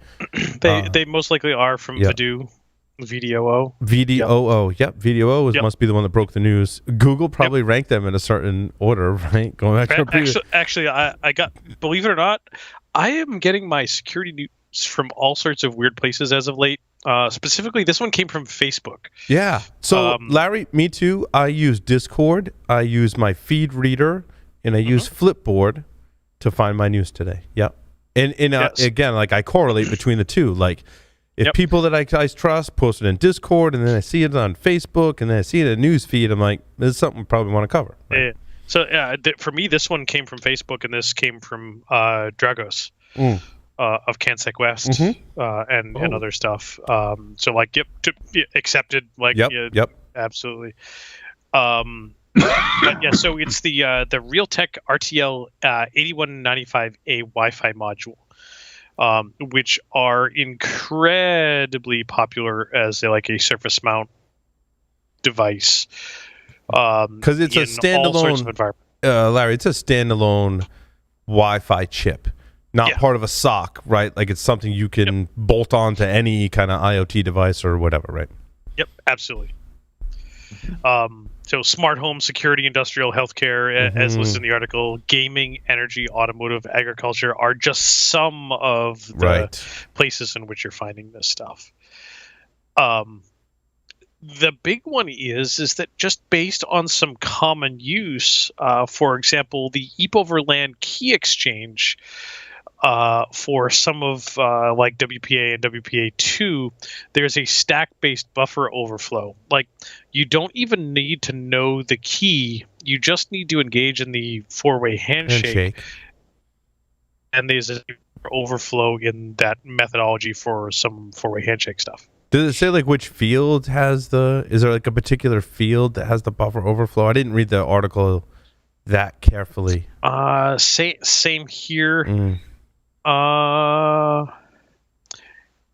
It's the check a message integrity check uses an unsafe copy. Gotcha. So it's the message integrity check length from what I'm gathering from that. I wonder if that suffers also from multicast, right? You could potentially, because the multicast key is still separate from the unicast key, right? Yes. Okay, so potentially without even unicasting, you could compromise the device. And I actually remember reading years ago about devices that would even have buffer overflows in drivers for even beacon packets, which is crazy cool, right? Well, yeah, it's a great point, Joff, right? Like anything that the driver consumes off the network is a potential for a buffer overflow, and how you get it there. I think that's why what was amazing for me was Johnny Cash and Dave Maynor, because they went a level below the PSK handshake, right? That was like in the radio portion of the driver, which in their attack meant you just need to be on the same channel. Like it didn't even matter. It was at that's layer 2, right, of Wi-Fi. basically. Yep, they absolutely, Paul. Yeah. So yeah, all for that particular attack, we made fun of that for a long time because Apple was vulnerable, and we were all over Apple shit for that. Right. We made fun of Apple, not Dave and Johnny, by the way. Right. Very accomplished researchers, and one of the, in my mind, one of the greatest pieces of security research. Absolutely, and that one was a great one in that is a classic tale of like bounds checking. Yep. And why would you do that? Because in the beacon frame of an access point, you can have the spec says the beacon can only be 0 to 32 octets, but the variable length field can be defined up to 255. So they only account for 32 bytes on the stack. Like they only ever allocate 32 bytes on the stack, but you say 255, you have a 32 byte field on the stack, and input validated, not unvalidated from the network, is 255 bytes. Yep. Where it's putting 255 bytes in a 32 byte stack. Like, but it's like sometimes in their correct interpretation of the standard means that I don't need to do bounds checking here. Like I'll only ever get 32. Like whatever. That's very much a case of the spec says it can be 0 to 32. Why would anybody do any more? Right. And the answer is because it can. The beautiful thing about it from an offensive perspective, of course, because that's what I do, is when you succeed, or maybe I should say if, I don't know. When you succeed, you're dealing with a stack that's ring 0. It's kernel. Yeah, because it's a driver. It's like, oh, congratulations. I've got a kernel level exploit. Yeah, right, because this is hardware, and then there's the driver that interfaces, and it's the driver that has the overflow, so... Yeah. Right, and Joff, think about where all of your protections, like this was an attack against a desktop. Think about where all of your protections live. At that point, like all of your desktop antivirus, all of your Carbon Black, all of your host endpoint protection. That's all living at ring 3. Right. That's right. Maybe with some kernel integrations to ring 0, but not at the point of input from ring 0 at this point. Well, and actually that's actually complicated by the fact I was actually doing some reading on this recently. It's actually made even more complicated by the fact that since Vista in Windows, and I know this is potentially a multi-platform issue, but in the Windows side, the fact that PatchGuard came out, the kernel is now sacred space. So, like you said, Larry. Any of your Carbon Blacks or your Silences or your endpoint EDR products, they're having to live basically in user space these days because of PatchGuard. And which means they're doing a lot of user mode hooking and all this stuff. Wow.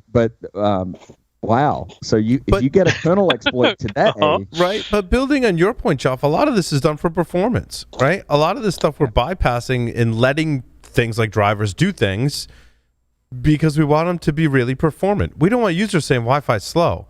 Why is Wi-Fi slow? Well, because I had to pass it through like all these other rings to like make sure it was secure. Like, no.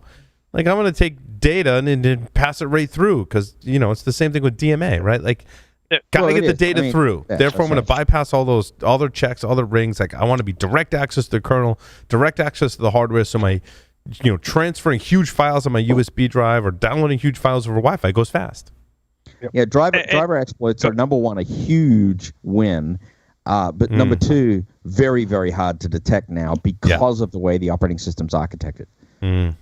And you talk about that speed too, Paul. Like you think about when Wi-Fi was developed, that paucity of processing cycles across the Wi-Fi adapters and the systems themselves, like to the point that in some of the fields in the Wi-Fi headers, they are reverse order bytes because the bytes reversed orders, the more important stuff that need to know whether you process it in which direction was opposite. So that you actually had to know the order of the bytes for some of those fields because it was important because of speed of processing. Right. Performance.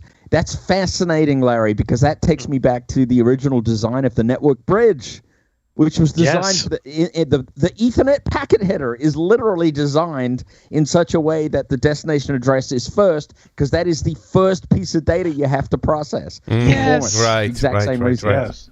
Yep. That's awesome. Beautiful. Oh my God, Beautiful. that was great. I think we need to drink. We do. Yes. I think 2 drinks. That's a Yep. 2 drink And statement. speaking of, you want to talk about some of that design and history. The audiobook that I've been listening to in the car, admittedly on much limited basis comparatively, is Where Wizards Stay Up Late. Oh, I love that book. Great book. Yes. It's Yep. about the Ooh, building I'll of have the to look that ARPANET. up. That was the original imps that Yep. they got the hardware from Honeywell. Yep. I think it was Bill that mentioned Honeywell, and that was actually my thought. I was actually thinking of that book, Larry, where I read that the first internet routers were imps, called imps, that were from Honeywell. Yeah. Yep, and the that's first right. boxes being delivered to universities were built in military-style metal enclosures or cabinets, so that the research students, the PhD students, couldn't mess with the imps. Right. And it was done right here. That's- I mean, just north of us in Boston. In Cambridge, yeah. That's right, BBN. Cambridge. BBN. Yeah, BBN. And those imp racks were found in the diaper yellow. They were an ugly color. Oh, I didn't. You know, military Listening grade, to the book, I didn't get to see the pictures.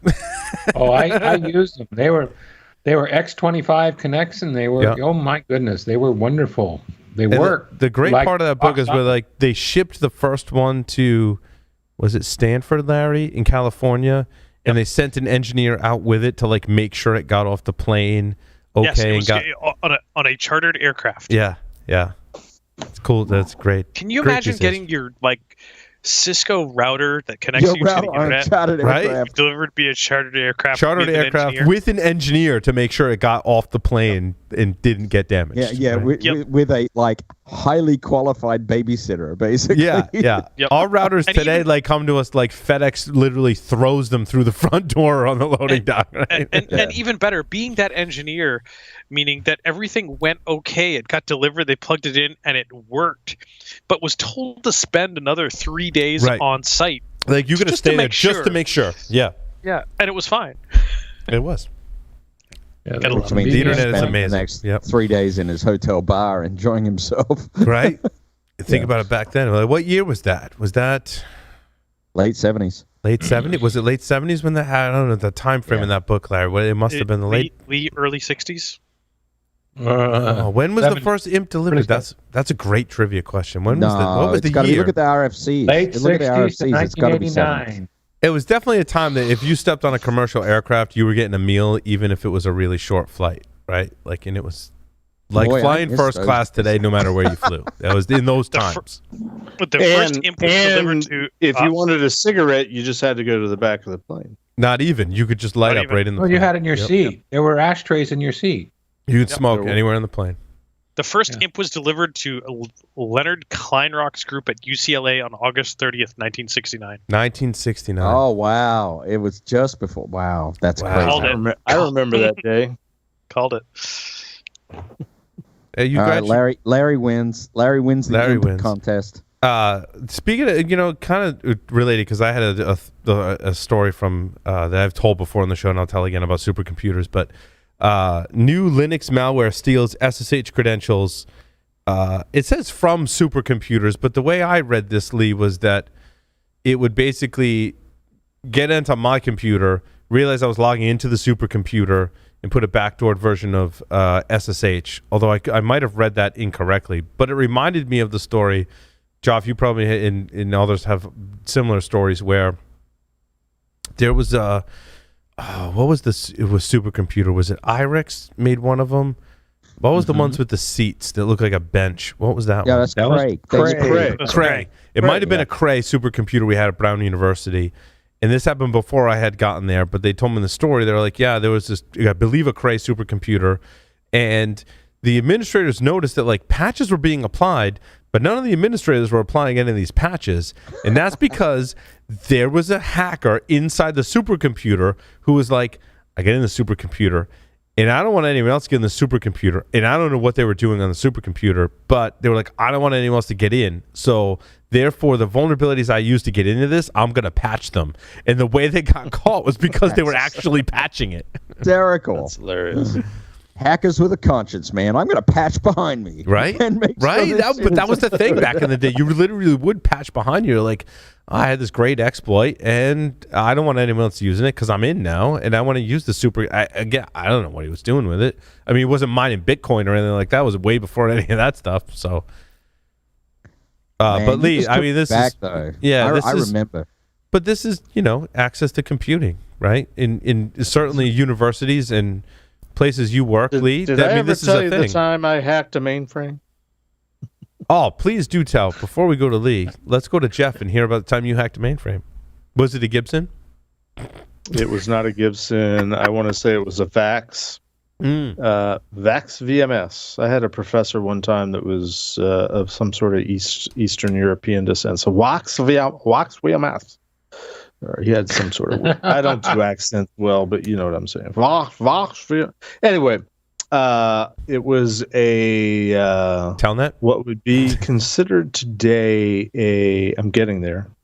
A critical infrastructure, natural gas type of company, and they had a mainframe. Yep, a VAX VMS. Lottery systems, like I said, when I worked for lottery, 80% of the world's lotteries were VAX VMS based. Yeah. So it was VAX VMS, and I would, we were doing just a typical. I don't know all the vernacular from today. We were doing an inside out type of penetration test. We called it a vulnerability and threat assessment, and we were on a couple different boxes. We were in the network. I found and this is back in the days when there was like workstations. It wasn't just a laptop; it was a workstation. And I found the workstation of a administrator and got into his mail and was looking through his mailbox and found this email folder that was like system passwords, and looked in it, and lo and behold, there was this email that had a list of all sorts of passwords, including the passwords to the VAX VMS. I'm like, hey, I wonder if this will work. So I had to go download some sort of 3270 emulator so I could telnet to the VAX VMS, and tried the credentials, and poof, I was on. That's the end of the story, because I had no idea what any of the syntax was. I didn't know what to do. I just knew I was weird. VMS had some weird kind of syntax. But oddly, it was DOS-like. Yeah, I was going to say oddly DOS-like, right? Because isn't that the story that Microsoft kind of? Yeah, it is. They bought or stole, or what was the? I don't remember the full story now, but yeah. Yeah, VMS and Windows are very closely related, because the Windows NT kernel actually grew out of VAX VMS originally. But DCL is the command line language in VMS. Yes. I was well and truly familiar with it. I did a lot of VMS hacking in my days. There was this Danish guy named Arnie, and he was like the VMS expert. And he answered 80% of the questions on the open VMS forums online, and he worked for the lottery company. I just remember the frustration of logging in, and I'm like, okay, I'm here. I have no idea. What do I do now? Help? I think it was like help a thing. Help? Yeah. Question mark. I don't even think it was help. Was the thing? I don't. It might have been a thing, help. But we all had those hacker things we try when we land on the. If I did something like help, there's only like 20 commands or so that popped up. I'm like, what do you do with this? It's a great moment in a hacker's life when you land on the command prompt and you have no idea what it is, and you start with the like help $!/help, and like, what is this system kind of thing? Like, that's ls minus la. Yeah, that's just like what you're saying is it's just it's a thrill and a great moment when you pop a shell. You pop a shell. Where that shell is. But like a great hacker moment, you're like, I have no idea what this system is or what the commands are. What did I just do? It's like the time, this is completely off topic, but I remember in the early days, this was before we were officially the Pit, but we were learning how to hack. We were a Unix shop. It was Sun OS at the time, and we were learning just by like playing games against each other. Like, if somebody walked away from their workstation and didn't lock their screen, somebody would swoop in and change their .login to /logoff. So if you came back and tried to log in, you're like, crap, and you had to like figure out how to unhack yourself. Yeah. I mean, that was how we were learning. And there was this one time, I forget what version of the OS it was, but I got into the Etsy password file, which was like the shared Yellow Pages, NIS, whatever it was at the time. Yep. Password list for everybody in the domain. And the root password was first. The root account was first in the list. And for I don't even remember what I was doing, but I moved it, or I put something ahead of it, or I did something to modify it so root wasn't first. And all of a sudden, everybody in the whole domain had root privileges. I never figured out why, but for some reason, it was everybody on the list until you get to the root account. You got root privileges. It was kind of cool and kind of scary. It's kind of interesting though. NAS is like Active Directory is today, like NAS was back in the day. It was really the same thing. It was a directory service. It was designed for that, right? Yeah. I mean, Active Directory, in fact, in many ways, in most ways, it was a response to a competitive response to Novell eDirectory, but NIS was in the list there too. So, yeah. Anyway, Lee. Supercomputers. So the vulnerability was in the SSH daemon. That's where they stuck the Trojan code. Trojan SSH daemon. Yep. And what it was doing was, like I said, capturing credentials. And it had a C2 server out that it was relaying information and commands to. Definitely on the, it basically was a bad version of the OpenSSH. And so for those sites that installed it and allowed reusable passwords, which is really stupid if you're in the supercomputing business, because access to those resources is what it's all about, managing it. The thing is always going to be 100% subscribed. In fact, you even want to limit where you'll take SSH keys from in case any of those are bogus. But basically, it was just capturing passwords on the fly and letting it go. But Lee, going back to Jeff's story too, we used to do the same thing with login, right? Yeah. The login binary, when it was before it was SSH, when it was Telnet, would use the login binary, and we would Trojan that.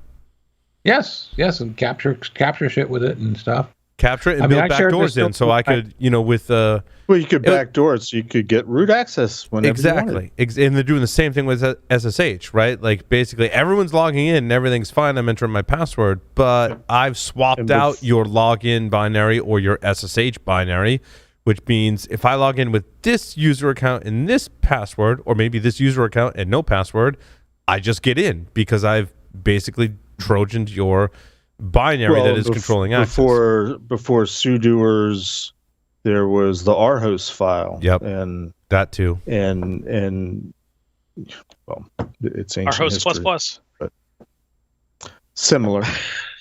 But abusing trust. Yep. Still a thing? Nah, we've solved that problem. Well, one of the interesting things when I was, I saw this. Whenever I saw this article, I put it in a forum at work, and the security officers from the HPC group said, "We are just marking 21 years of two-factor only logins to our supercomputers." I'm not sure how many people were doing two-factor login 21 years ago, which I think is a pretty damn impressive milestone. It's and and there's actually a lot of hacks that have happened in the 21 years that have been thwarted just by that little bit of measure, and they're very proud of that, and they should be, because I've talked to them about allocating resources on a supercomputer, and talk about a hot topic. Woo! Talk about being able to mine Bitcoin or whatever. Yeah, well then, you're going to do it. You're going to mine Bitcoin. You're going to make a fast password cracker. Yep. Model the weather. Joff, when we were at university, that was largely what we were protecting. Was interesting because it wasn't necessarily the data, as we're talking about in this case. It was protecting the resources, and our resources were computing and bandwidth. That's largely what attackers were after, not so much the data. Because they could have gotten it if they had tried, right? They could have gotten that's exactly right. Yeah.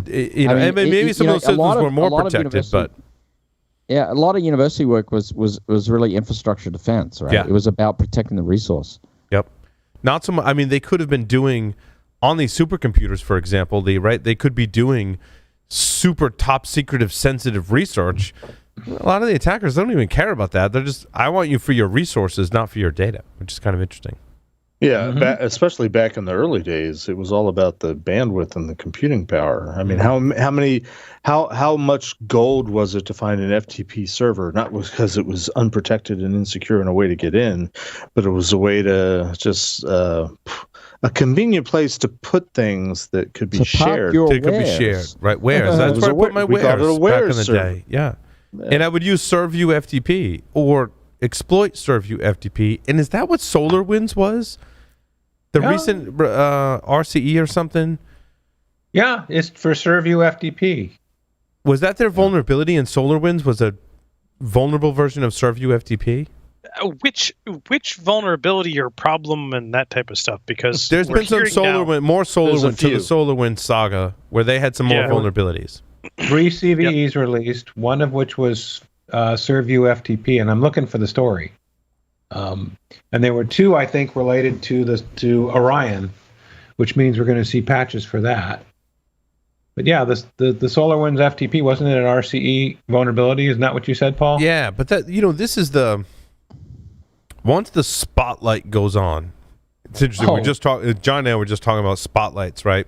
In terms of lighting in the studio, we're talking about when you watch before COVID, when you used to go to the theater and watch a play, maybe in the beginning of the play or whatever, whether it was part of it or not, or part of the kind of introduction. The spotlight is so focused, all you see is the talent. Everything that's around the talent is dark, and you just see that talent. SolarWinds is kind of the same thing. This spotlight now has popped right on SolarWinds, and now we're going to see everything about SolarWinds, right? So, we're not only going to see the attackers that got in and backdoored it, but now we're going to start to see, because they're paying attention to security now. I mean, they hired some big names, right, in the industry. Chris Krebs, is it Robert Stamos? Did I get that right? Is that his first name? Is it Robert Stamos? Alex, thank you. Stamos. I don't know why I said Robert. Alex Stamos, right? Our big names in security, the cybersecurity industry, the popular news, IT, everyone is focused on SolarWinds. It's inevitable that once the spotlight is shining, you're going to see every detail, every flaw in SolarWinds. Again, I think it backs up my theory and others too. That speaking of which, Paul, this is a visual. You're going to see the blemishes, right? All the blemishes, Jeff. To your point, when the spotlight is on you. See, I thought it was going to see the middle finger. That's what I thought. These are just but it's this is the natural progression. But it's not a reason to ditch SolarWinds. It's a reason to keep with SolarWinds because now they've experienced this, and now they're the spotlight's on them.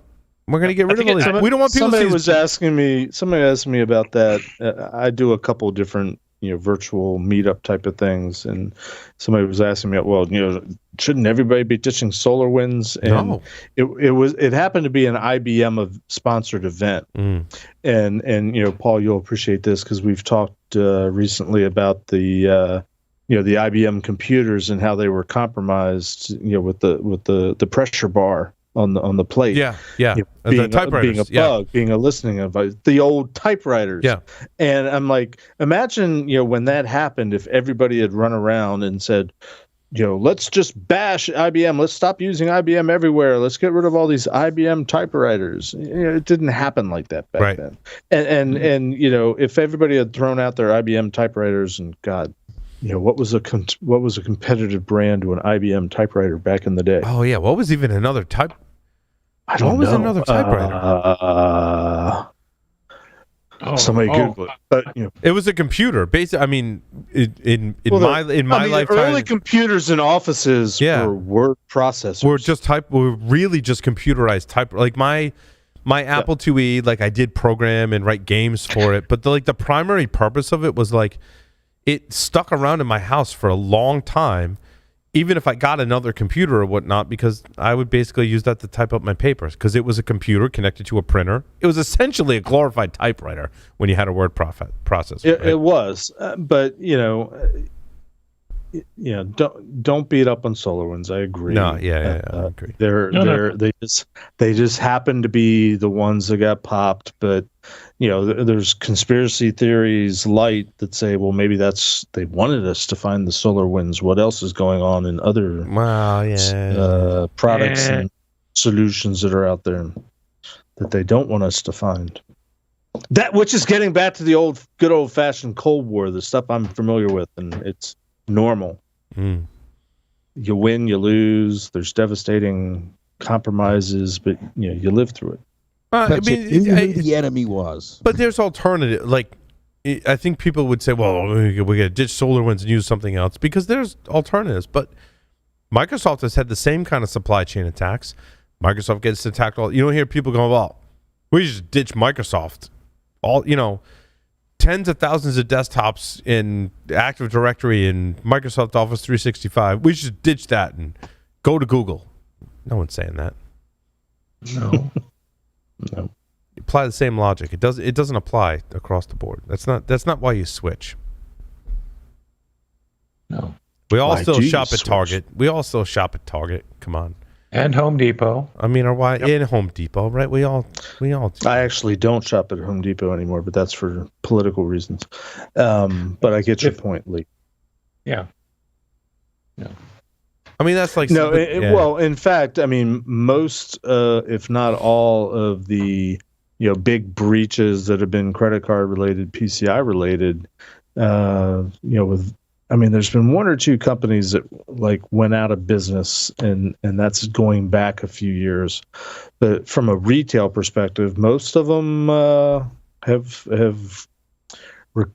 recovered very well and are thriving. I worked with the TJX companies for many years, and they were breached in the late 2000s by the Alberto Gonzalez. Alberto Gonzalez, yeah. Individuals, they did clean house. I mean, there was a pretty thorough turnover of executive and mid-level management in the IT and security and other departments. But Jeff, also playing into that too. But the company, did well. But also, it was also, I think, a testament to PCI that the underground carding market was thriving. And I think TGX just happened to be one of those major breaches that were a result. And there could have been lax controls at TJX that made them a softer target, but also a huge part of the problem was how credit cards were being processed and the lax controls across the board for doing sure. that. The PCI helped kind of shore up in all the other changes we made to maybe talk about chips but the technology advanced across the board. The standards and compliance got better. People's security postures got better. And so you can't just point to one company and go it was all their fault, right? I don't believe that, especially when it comes to PCI in merchants like that. I don't agree. Well, that's a good. It's an interesting perspective because we're talking about SolarWinds as an individual company, and what should we, how should we feel? What should we think about it? With the Alberto Gonzalez hacking spree, they were hitting quite a few companies, and they didn't target anybody. No, not to no pun intended. Right. They hit the ones that they found that were vulnerable, and it was TJX companies, it was Hannaford, which was a bunch of different grocery stores. It was smaller merchants too. I remember when it was Max Vision, right? Would hit pizza shops and stuff. Yep. Smaller, but very often franchises to larger organizations. Yeah. But they weren't targeting anybody. It was just whoever was vulnerable to their particular techniques. Yep. Shall we say? Up to and including, which at the time was a big deal, a payment processor getting popped, Heartland Payment Systems, right? Which I was also involved with. And Heartland in particular, they got religion. They cleaned up shop. We were talking on an earlier segment about experiences. I was involved with a Heartland's one of Heartland's businesses, and they're a payment processor, and they would do business with lots of different types of smaller companies and smaller types of companies and merchants, one of which was gas stations, fuel companies. And as a result of Heartland being popped, part of the fallout was they started paying more attention to all of their merchants that they were dealing with. And I got brought in, I won't say who it was, but I got brought into a fuel company, a gas station brand, because they had been self-assessing. And after the Heartland breach, Heartland started looking not only at their own stuff, but what their customers were doing.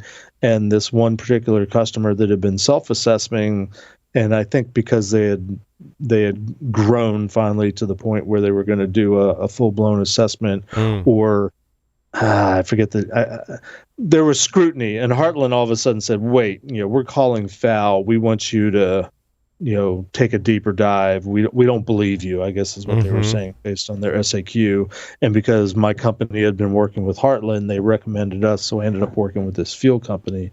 And that's the one where they were like totally misreading some of the requirements because they didn't understand what it meant. Right. So full circle, I didn't think I was going to. It's interesting when we talk about that in CMMC. I think that compliance to be truly effective, to make security better, push it in a positive direction, has to have some teeth. Absolutely. Right? And so with CMMC seems to be going in that direction. PCI, I think, has already been wildly successful in doing that. Again, it's not 100%, right? It's not perfect.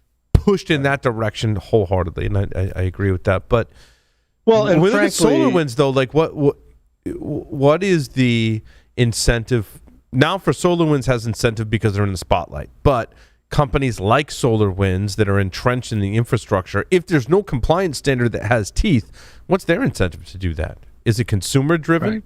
Right. Yeah, I mean, this is a B2B market. Is there more scrutiny? And how far does that get you versus compliance regulations that actually have teeth? Well, the sad reality is the teeth that PCI has is financial penalty. Yep. And in the commercial world, the reality is businesses operate for profit, and everything comes down to dollars and cents, and it's good business to pay as little as you have to for whatever it is that you have to do. Yep. Nobody's going to argue that. Yeah. The irony is that with PCI, because everybody's motivated to do as little, pay as little, what's the cheapest way, most cost effective. That's a better way of putting it.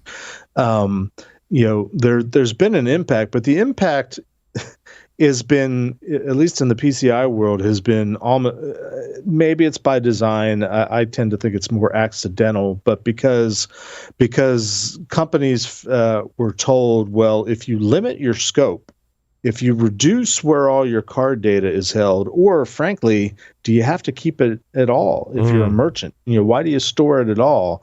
And once companies started figuring out, we can do away with or minimize our cost of having to do PCI if we reduce our footprint of where all this card data is, good for us. The upshot of that, and it wasn't the intention, was, whereas in the early days, card data was everywhere. It was. And I mean, everywhere. So much so that it created such a successful underground market that cybercrime was rampant around it. And it's interesting you kind of paint that as an unintended consequence that, well, I can control my costs by not storing this data. The byproduct of that is there's not as much of a thriving underground market for this data because I'm not storing it as much.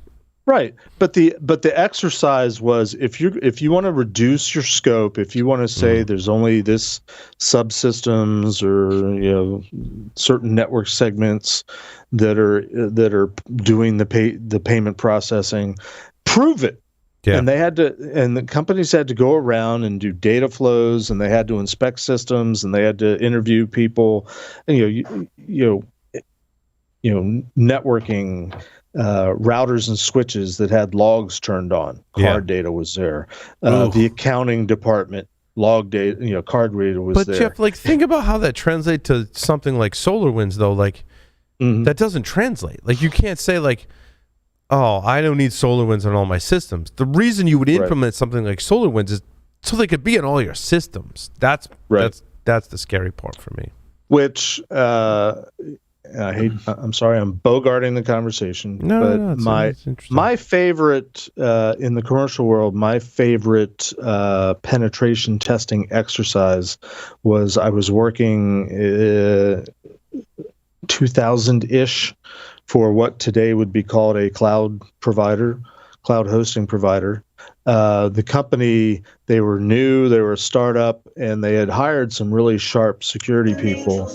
And my company, what the hell is going on? My company was hired to help them do with security architecture and sort of help set things up. And we were doing some vulnerability and threat assessment, penetration testing. We got a call one day, and the guy that had been hired as effectively their CISO, security manager, was fed up trying to explain to their executives why they needed to do certain things. And he's like, okay, I want you guys to just go full bore. You've got from now through Monday, so we had a whole weekend, like, do as much as you can, get as many places you can. Just, it's an open slate. Just do what you can. And we got in, and it was a team. There was a couple other guys on my team that they found a way to get in. Once we were in, we were looking around. I found a system that had a very clever name, like TEM, Tivoli Enterprise Manager. And it was running on whatever the screaming fast servers were at the time. The ones that Alta Vista were built on. I forget what they were called. It was a startup company. They had a lot of money. And I'm like, wow, something that's running the Tivoli Enterprise Manager that's doing network health and trying to keep everything up, similar to SolarWinds. That would be a great place to try to launch attacks from, because it has to go everywhere and it's trusted. So I uploaded, we still had limited time and budget, but for impact, I uploaded not Nessus. It was pre-Nessus. There was an older scanner that was a competitor to ISS called Ballista. Oh yeah, I remember Ballista. Yeah. And Ballista was Secure Networks Incorporated, SNI. The guy that ran it was Alfred Huger, who I think now I think they were acquired by Cisco. But anyway, I uploaded it and ran it on and did a vulnerability scan as it was back in those days of their entire network and printed it. And I had this report that I dropped on their laps, like, here's all your vulnerabilities, here's everything that's wrong with your entire network. It did make an impact, because they had guys on the security department. They had some, what was intrusion detection back then? It was ISS Real Secure primarily. They might have had Wheel Group had been bought by then, so they might have had some Cisco stuff there. But we were behind their defenses, and we were running everywhere. We were trusted. We got everywhere, and they're like, "How'd you get in? How'd you do this?" That's my favorite hack. But the analogy is, I mean, that's what kind of SolarWinds is. It's a trusted thing that needs to go everywhere. What a great target! So maybe that's something that you should not use, but pay particular attention to. Check your trust relationships. We're working about trust relationships, limited access, role-based access controls, monitoring. Is it normal that, is it, I don't know how SolarWinds work. Is it continuous monitoring? Does it do pings and polling at particular times? Well, it comes down to configuration. Is there normal? What's scary for me, Jeff, is like my story number 18. So Intezzer did this study, and they were able to escape a Docker container in Azure Functions, right? This is like the 2021 version of what we're talking about. Right. It's just, like, now it's not about necessarily what software you're running, how it's connected, but more how it's configured. And when I read this write-up, which is awesome, I love the folks at Intezar, by the way. They were a sponsor for a little while. I got to do some briefings and interviews with them. They're outstanding team at Intezar. They basically map the DNA. Just a side note on Intezar, they map the DNA of malware, and they look at code reuse across malware. Awesome technology. But they did this research study, like how I escape Azure functions. So a function runs code, right? So you write code, you give it to a function like Lambda or Azure Functions, very similar. Run my code. Right. The provider, either Azure or Lambda in AWS, will run your code for you. But to do that, they spin up a container. What Intezar figured out is Microsoft and Azure Functions is spinning up containers in privilege mode. I mean, there was vulnerabilities on both sides of it, right?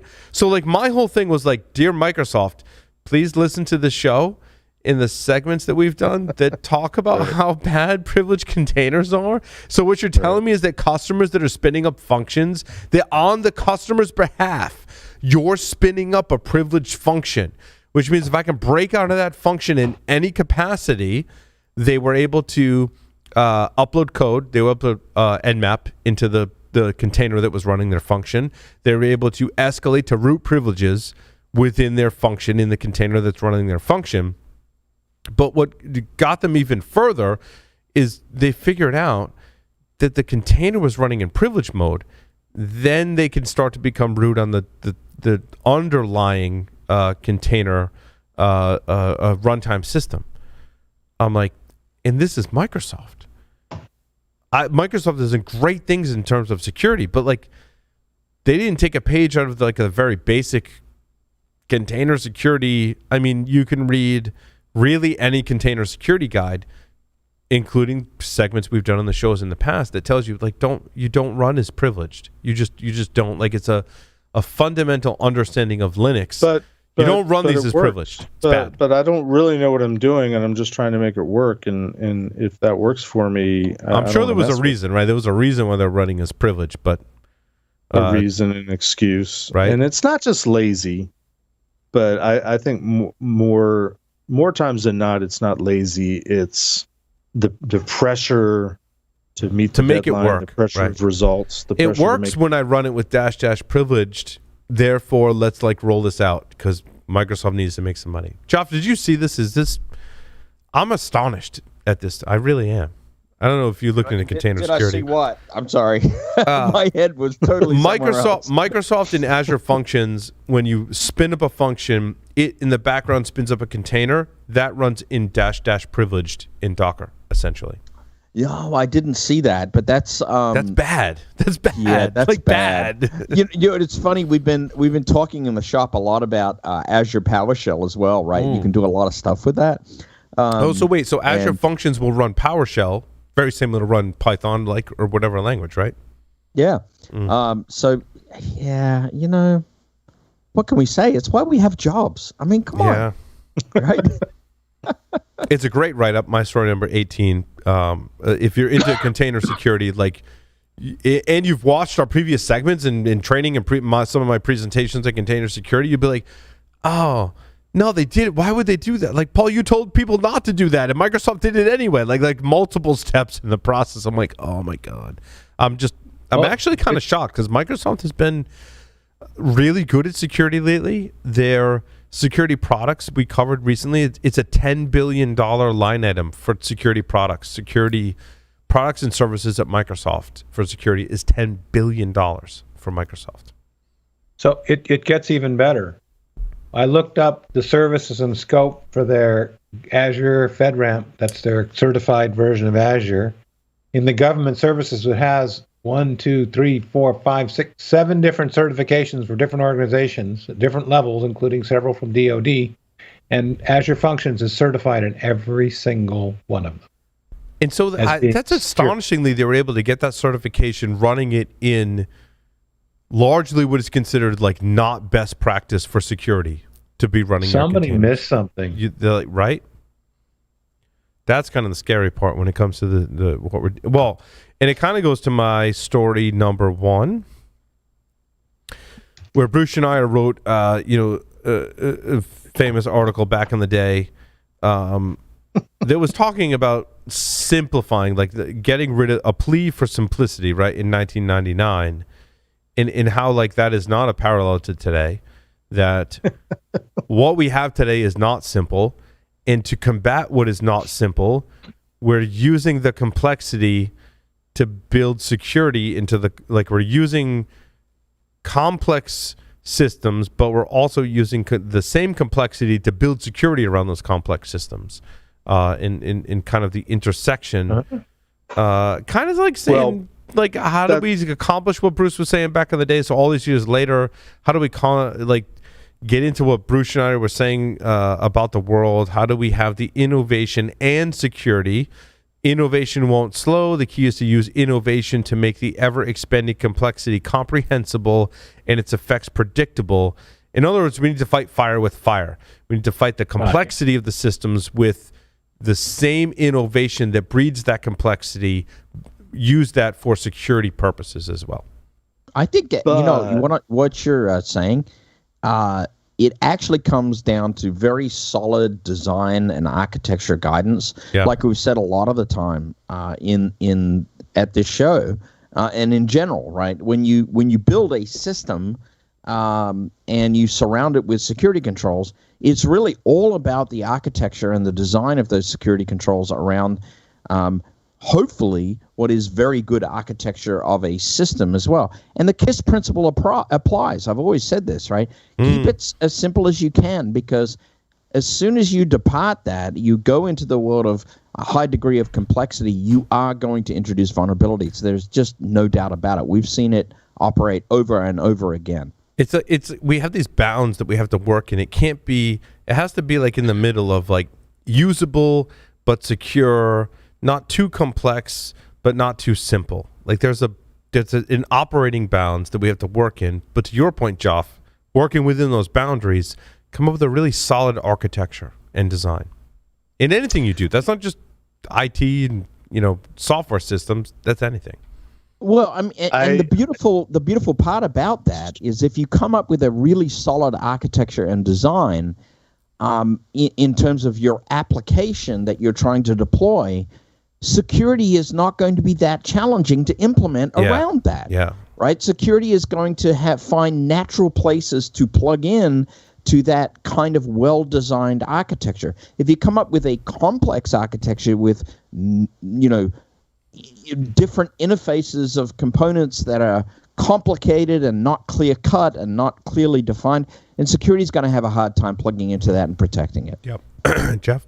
So I agree and I disagree, because I think, generally speaking, I agree. And generally speaking, you would disagree with Bruce Schneider. You got a chip on your shoulder. Well, I get it. I get it. There's a backstory there. It's not that I have a chip on my shoulder. I'm like, okay, that's not the first thing that Bruce wrote. No, he also wrote, it's not. He also wrote, what's the name of his Applied book? Cryptography. Applied Cryptography, where he take some issues with that. I know. He takes some liberties in there, I think, to summarize it.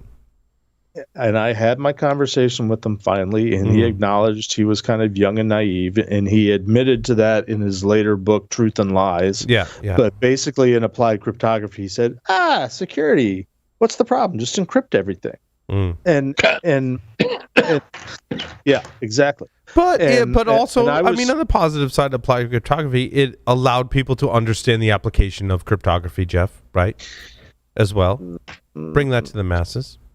I have a bias where a civilian writes about cryptography back when I was working for, what's considered to be I get it. An area, a center of excellence in cryptography. Yeah. Not saying it's always been the case and is still the case today. There's certainly plenty of brilliant people out there trying to tackle cryptographic problems. But the general principle of keep it, I was trying to figure out, because you said KISS and then you said keep it as simple as, Kitsiak or something like that is what you really said, Joe. But it sounds good. I just don't see it playing out very often, because we tend to build the complexities into things that are unnecessary. I think we would agree to that. The things that bite us like our previous story with the Microsoft thing, the privilege container, we tend to shoot ourselves in the foot, and we overthink we overcomplexify it in our heads, and I think that's where we miss the simple stuff sometimes. If that makes any sense. Well, no, but I think we're all guilty of sometimes the early designs that we have are often more complex, and as we iterate, we get less complex and more efficient, right? That's a thing. Yeah, I think that's it. I'll give you an example. B-Sides Vegas a couple years ago, Steve McGrath was running Doppler, which was intercepting all sorts of web traffic that was flowing in the whole hotel, the whole conference, and projecting it on a screen. Here's what everybody's doing with unencrypted web traffic. And of course, people would notice it and at some point and start putting up off-color stuff, which at some point was becoming problem. I don't know if it was somebody doing it intentionally, but somebody started surfing porn. And so all this porn is showing up on this big screen in the big area that is supposedly family friendly. There's lots of kids in it, and they were freaking out. They were like, "How do we turn this off? How do we turn this off? How do we filter? How do we set it?" And I just walked over because they had a camera on a tripod that was projecting, and I just walked over and I just put my hand up in front of the projector and I'm like, "There, problem solved." And they're like, "Oh yeah, we could have done that." Case in point. Yeah. I guess what I'm saying, sometimes there's very simple solutions, but we miss them, and I put myself in this category too. We miss the simple solutions because we're looking for the complex solution, right? And the complex. And sometimes we're looking for like the complex and really sexy hacks, but really it comes down to my fair classic NFC chips, Larry. Whoa! With the Dutch coffee researcher. Yeah. Like I was like, need to read the story, and you said that, and I'm like, I know what this is. Yeah, like he hacked an espresso machine that was I guess they make commercial ones. Like I used to have one, and a lot of us coffee fans, Nespresso is a pretty cool thing. It's pretty good coffee, right? And we have them at home, but there's commercial applications that apparently use NFC. So like you get your card, and it would use the NFC chip, and it would say, I'm going to pay for this cup of coffee. But in the background, what this Dutch researcher found, and I thought it was going to be like I was, again, hoping for like some really cool new thing, but really what he found was it was based on MiFair. Is that how you say that, Larry? MiFair classic NFC chips, which have been broken since like 2008 or 2009 cryptographically. And they're still out there. You actually can't get the MiFair Classic, but you can get some that are backwards compatible. I don't remember the model off the top of my head. Ask me how I know this. Because we teach this stuff in 617, the SANS 617 course. Strong but not quite strong enough cryptography in those. Yeah, they're subject to all sorts of attacks, and there's been attempts to upgrade the key space. The problem is it's like a 26-bit not byte key space, which is entirely brute forceable in memory with the hard nested type of attacks. And this is the same sort of thing that the San Francisco Muni and the New Jersey Path suffered from in their implementation of some of their MiFair stuff.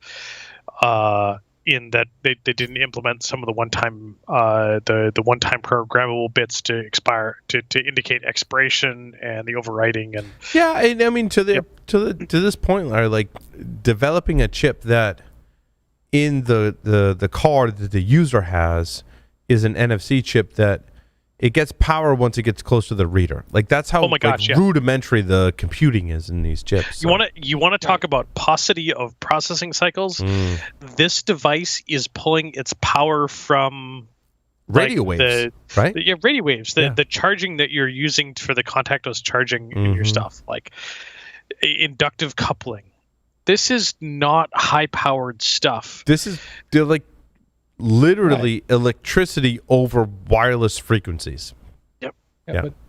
electromagnetic Wasn't the energy. the difference between what we see here and the Muni hack was that this one they're saying they were using a payment card that had been basically cryptographically defeated 10 years ago, so they just basically hadn't updated their shit. Yep. Whereas the Muni hack, they just did it wrong. I seem to remember talking to you about that in class, Larry, if I remember right. Yep, I would agree. I mean, I think Lee's shirt has more power than the NFC chips in these cards, right? But I took the batteries out of it.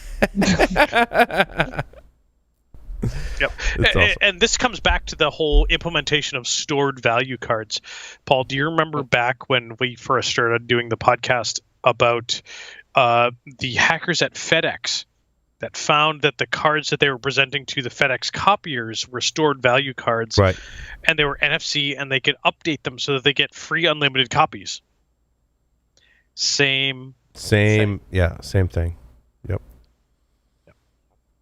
Talking about the same stuff. My story number 7. Like, I'm trying not to be curmudgeon-y, but like we've been doing this 15 years, and I swear, I feel like I've read this same advisory 1,000 times.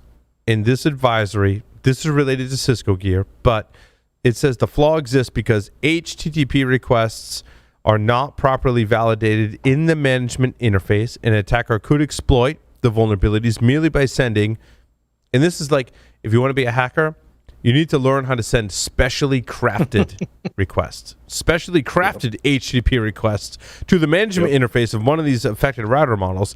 And this is like when's the last time you were like, hey, that web app on the IoT or network device, it was really secure and really well implemented. When's the last time you said that? Has anyone ever? Have we ever said that? We've never said that. No man ever said that. We've never said that. We've never said that. Now, admittedly, Paul, on this one, it is a Cisco VPN style concentrator of some device on their management interface exposed to the internet. And that would never happen like the customer I worked with 2 weeks ago. No. That was a thing. You dreamed that. It was not a real secret. And had Telnet turned on all of their internal stuff. But like, we don't like to be prejudiced, right? We don't like and have any of preconceived notions. Like, basically make assumptions or decisions based on. I have preconceived notions all the time. What are you talking about? But we don't like to do that. Like, we don't like to be prejudiced. We don't like to say that if you're of a certain type or make or style, that we think that you're going to exhibit certain behaviors, right? As people, hopefully we're not like that. We're trying to move past that as a society, right? But I've got a segue to this, Paul. But go right. But when there's a web management interface on an IoT or network device, I am very prejudiced. I believe that you are vulnerable, and I can show a lot of data, right? Joff, you've lived this. Do you enable the web interface on Cisco management gear? Like, if I were to say, well, I'm going to build a network, Joff, and I'm going to enable all the web management interfaces on all my network gear, what would you say to me? I would say you're fucking crazy. Right? I mean, I could survey a whole bunch of people, but really, if I ask Joff, like, that's most people are going to say what Joff just said, right? Because I feel like we've covered this story thousands of times in the 15-year history of Security Weekly, and it's really frustrating. Like, and I've had this conversation with Ed Scotus too. Ed years ago came on the show. And he was like, Paul, if someone could create a really secure web management interface framework that handled authentication and authorization and access controls properly and was secured against specially crafted requests, we'd be in a better place security-wise. And still to this day, it has not happened. And when I see stuff like this, it really grinds my gears. It really does. But this is a good example of they were probably looking at very complex things, trying to get more functionality and features out of this thing, and they totally blew right past the simple. Agreed, Jeff. Because again, to your point, Jeff, like, this is not easy stuff to build a web management interface in a very small computing environment, and therefore someone gets it to work This has been the theory we've talked about this on the show before, right? Someone gets it to work. Again, it could be a third party. We talked about CMMC, right? Like, there's a government contractor that developed this small little management interface. There's a company in Taiwan.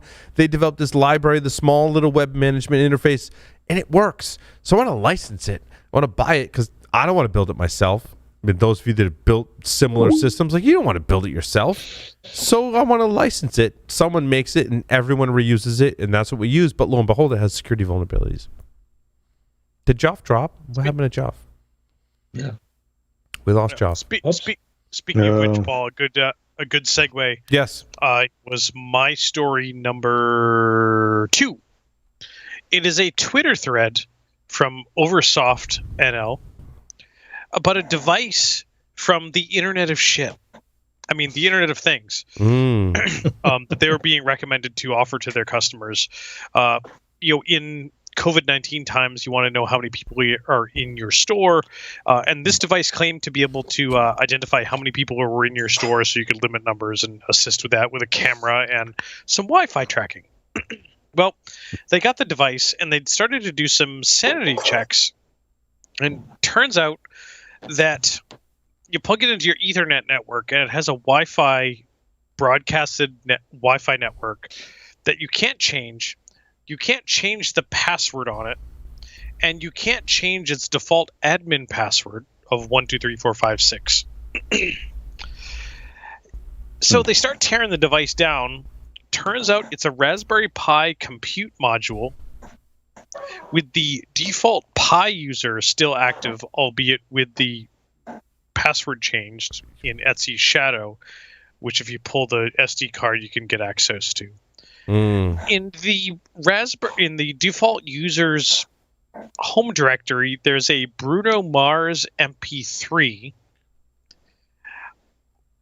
The bash history is all there on how to access all the SQLite 3 databases, including Wait, my only question is, which Bruno Mars song? Let's see. There's a directory listing here, so there's a screenshot, so you figure it out. Versace on the Floor. Please tell me it's Versace on the Floor. I don't know. But the web interface doesn't do any authentication. Like, AI, and it says it does AI neural imaging processing with an open source library called Footfall, using the exact same example code in the Footfall library. Like, welcome to the IoT, my friends. Welcome to the like, this is something that was pushed to market because there was a need. This is Thunderdome. Because, welcome to the Thunderdome. Yeah, like, this is IoT pushed to market because there was somebody that had a need. Like, you need to get this there now. Make it go. Yeah, here's a Raspberry Pi compute module with the developer's home directory copied with Bruno Mars MP3s and unauthenticated access. And what's that phrase from back in the day, Paul? Security, we forgot about it completely. Right. Shit that really grinds my gears. Just like sloppy patches that are a breeding ground, right? It's so Maddie Stone of Google's Project Zero studied that and says that 25% of the zero-day exploits detected in 2020 are closely related to publicly disclosed vulnerabilities. Like, which means when we find crappy code that has vulnerabilities, there's two scenarios that play out here. And this one's preying on the patches that are released are more crappy code that we find more zero-day exploits in. I think there's, in our 15-year history, also, when I find some crappy code in some software that has vulnerabilities, there's more crappy code there that I can enumerate to find more zero-day exploits. So there's like two possible, like, once a zero-day exploit drops, there's basically two more paths. There's the patches that result that don't fully fix the problems and all the problems, and there's the other places in the code where they made the same mistake or scrutiny on that particular piece of code that finds more zero-day exploits. Google actually studied this. Maddie Stone did a great job of kind of enumerating that data. Again, back to looking at the data and what it tells us to say that this is basically bad.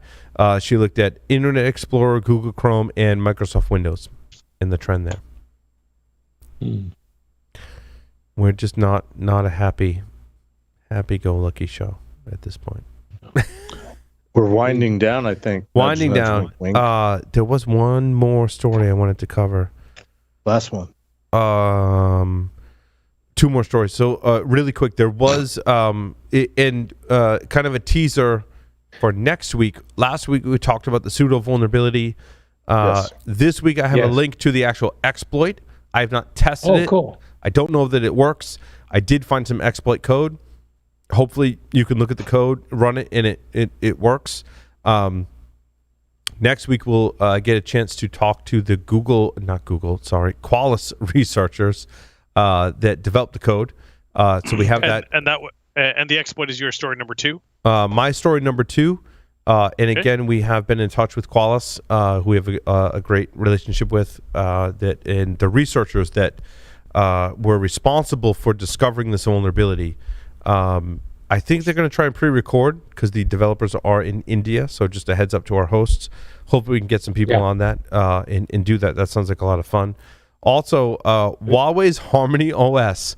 So as many of us know, Google's like, no, you can't use Android. Sanctions in place. Huawei, like, no dice, can't use Android.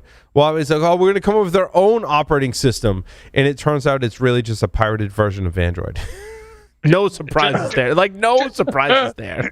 Just like they did with their network devices. They pirated a copy of Cisco iOS. Right? I want to say Ars Technica did a great job of researching this. They were like, we're going to go get the development version of Harmony OS and we're going to test it.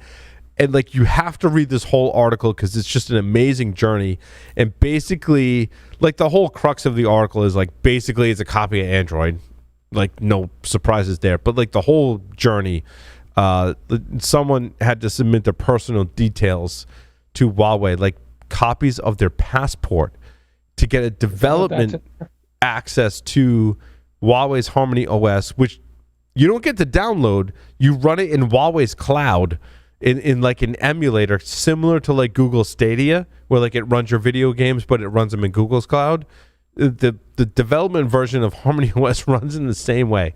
Like, someone fell on the sword so we could get this information to basically come to the conclusion that they pirated Android.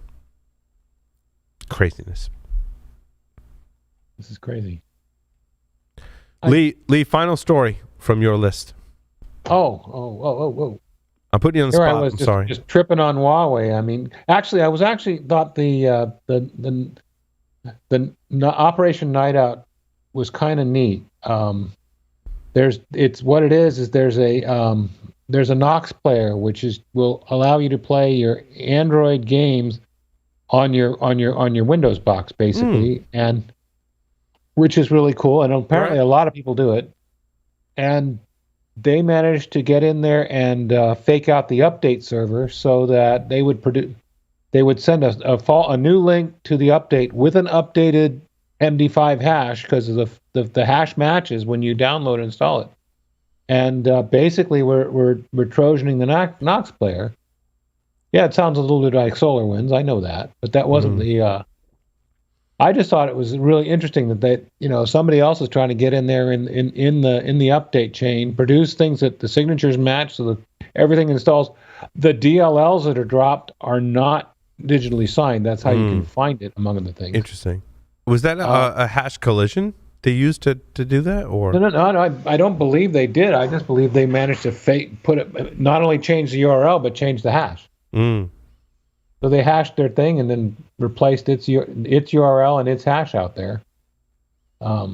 Is what I was. It was like social engineering, basically. Like, hey, here's a Nox player. Go download it here.